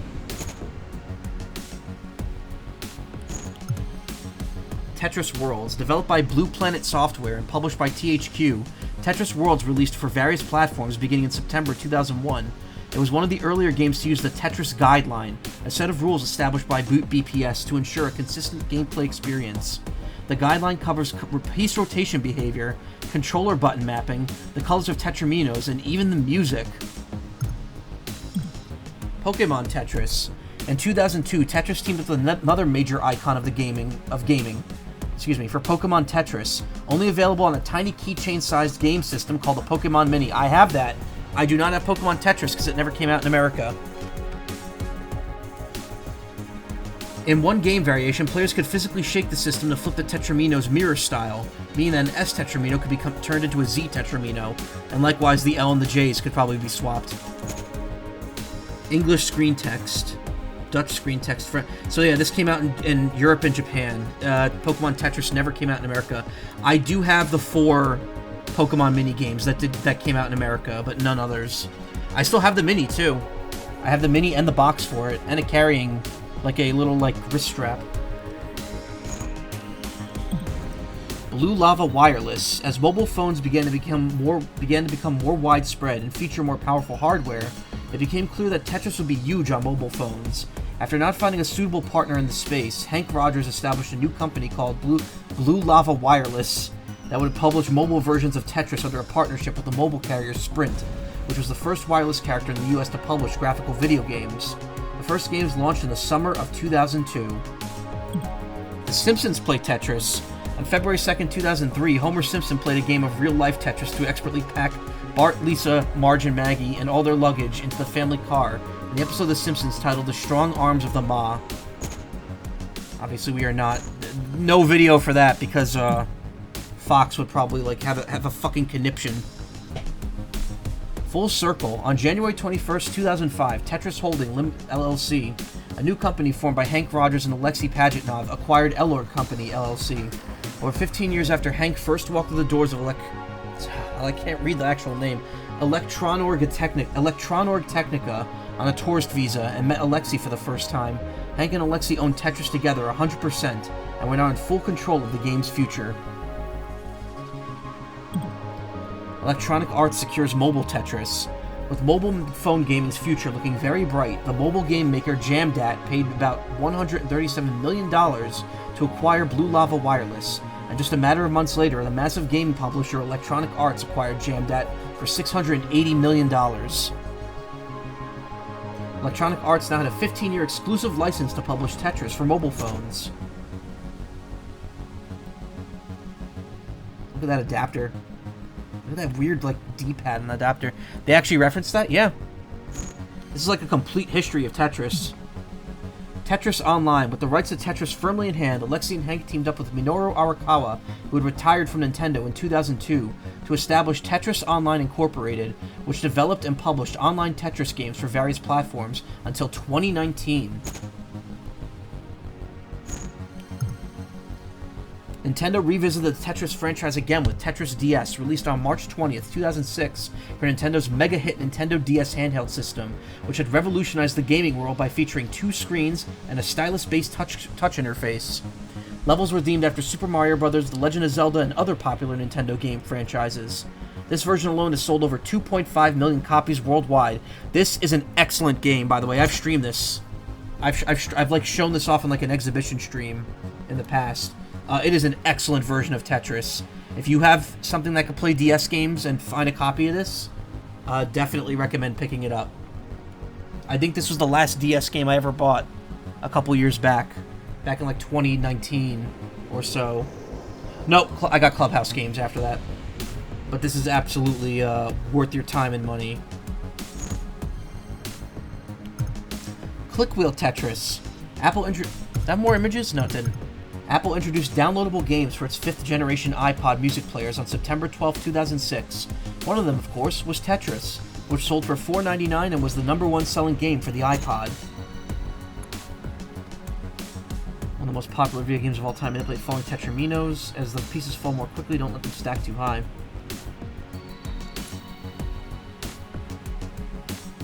Very simplistic Tetris, but hey, it was on the iPod. Soft drop, rotate, move. Ooh, I don't like that. I don't like how move is like just the corner of that wheel.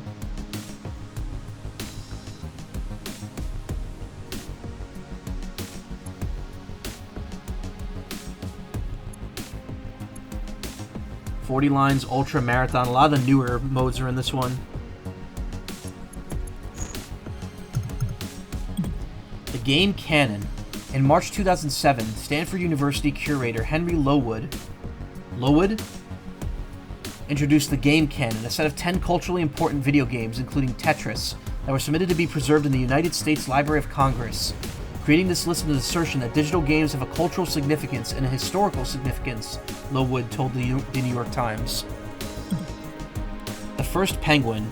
In 2007, Alexei was honored with the first Penguin Award at the Game Developers' Choice Awards, recognizing that the courage and bravery of a developer who tested the proverbial waters, uncertain of success or failure.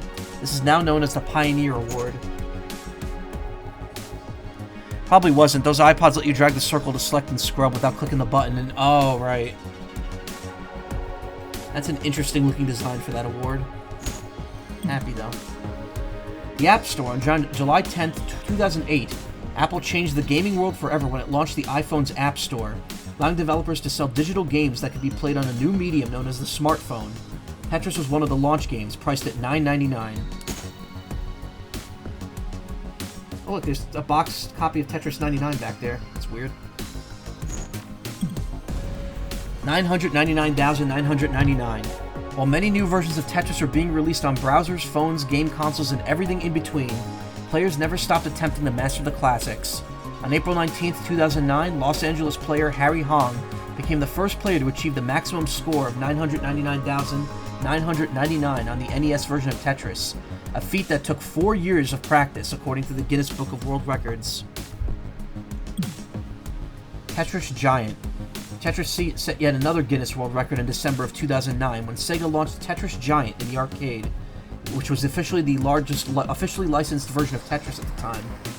The full cabinet is over 7 feet tall and sports massive joysticks that players have to control with both hands. Of course, the on-screen tetraminos are colossal too. I've seen this game. This is very fun. It's a very small well. But you could play, there's actually like playable versions on like normal systems. Giant cabinet, sure to complement any location. Giant joysticks, they're the biggest joysticks ever put on a game. Giant 1000 name leaderboard. Giant game mode, single versus and co-op. Giant res 47-inch LCD monitor. Doesn't look too big to me there. Giant earnings. I guess for earnings for the arcade. Height can be reduced to 93 inches down from 103. 707 pounds for that thing. If bigger is better, then giant is best. Tetris.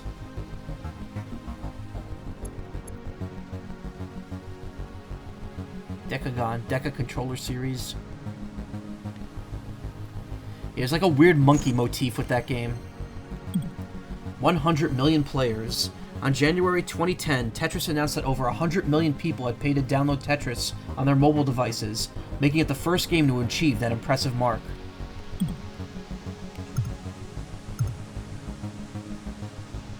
Uh, 2011. Okay, so we'll do this last one for 2010, and then we'll do one more stream to finish this up, because there's still a few games I haven't tried yet. Classic Tetris World Championship. The greatest players of the 1989 NES version of Tetris met in Los Angeles, California in August 2010 for the first Classic Tetris World Championship, CTWC, a fan-based Tetris tournament. Player Jonas Neubauer defeated Harry Hong to take the title, and in fact he would win the championship 6 more times over the next 7 years, with one loss to Hong in 2014. The CTWC continues to this day. Jonas Neubauer, pictured here with his mother Shari, following his 7th and final CTWC victory in 2017, passed away at the age of 39 in January 2021. In recognition of his dedication and commitment to grow and nurture the classic Tetris community, the CTWC trophy was redesigned and renamed the Jonas Neubauer Memorial Trophy in his honor. A really sweet gesture. Also really, really upsetting. Hearing anyone dying young always hurts. Especially since, you know, I'm approaching that age myself soon. And that's, really not something I want to, like, think about. But, yeah. Tetris is a very, very storied game, as we've seen. We still have about half of this chapter to go, which I'm assuming is going to cover up to, I'm assuming it's going to cover up to 2024. Yep. Okay. So we have about... it's mostly just going to be history, but there are a couple games we haven't played yet. We've done this, this. Tetris Famicom, yeah. Tetris, Super Tetris, Weltris. One of these I did not play on stream. One of these did not come up in the timeline, and I don't remember which one, but we'll figure it out next time. But we still have, so Super Bombliss.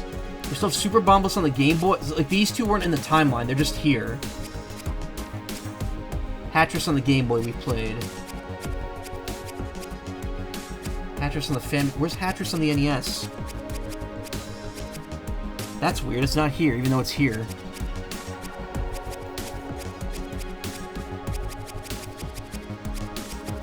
Oh no, here it is. It's sorted by platform, when I should be sorting by year.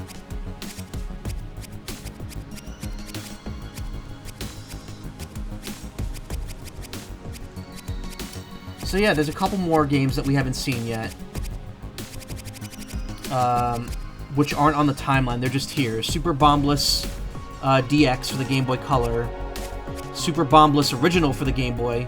Actually, no, that was in the section. I never played it, didn't I? Did I? Huh. Hey, Rozzy, how you doing? Yeah, it was here and I never played it. Whoops.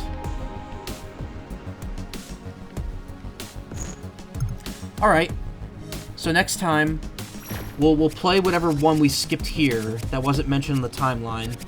We'll play the Game Boy, try this Game Boy Super Bombliss, and then we'll try Super Bombliss DX, which again, it's not on the timeline anywhere. It's just a game that released, and then we'll finish up with the original one.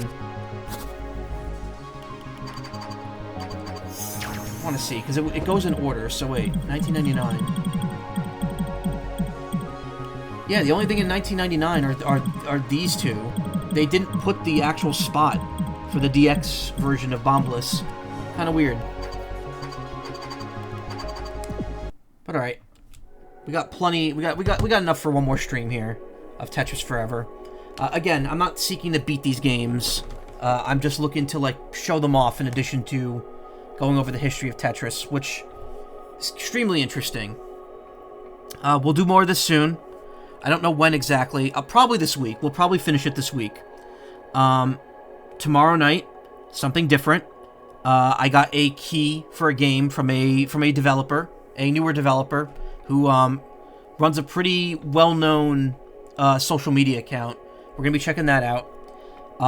Wednesday night, we will start Metal Gear Solid 2. Maybe we'll start with Tetris Forever, moving Metal Gear Solid. Maybe I'll start with Metal Gear and moving to Tetris. We'll see.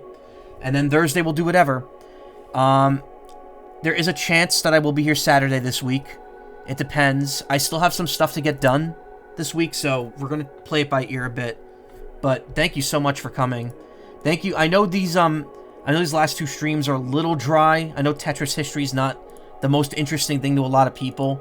This is for me, specifically. But, you know, we'll get to some fun stuff soon. In the meantime, though, thank you for coming.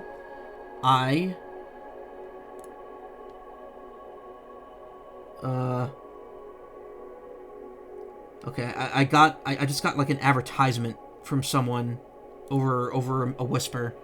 Probably a bot. Okay, whatever. Anyway, I'm gonna raid Corridor Zero. They're playing Star Sector, which sounds interesting. So stick around, say hi to them. I will see you tomorrow with something new. And, yeah, we'll see where things go. Actually, wait, I think they left. They just stopped streaming? They did. They literally stopped streaming as I clicked on them. Alright. In that case, Ruben Gray. They're doing, the Link to the Past Super Metroid combined rando, which is always fun.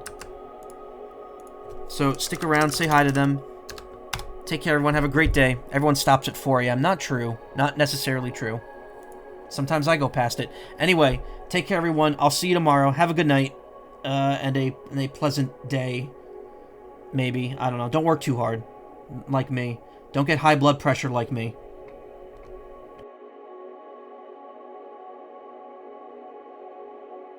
Glue.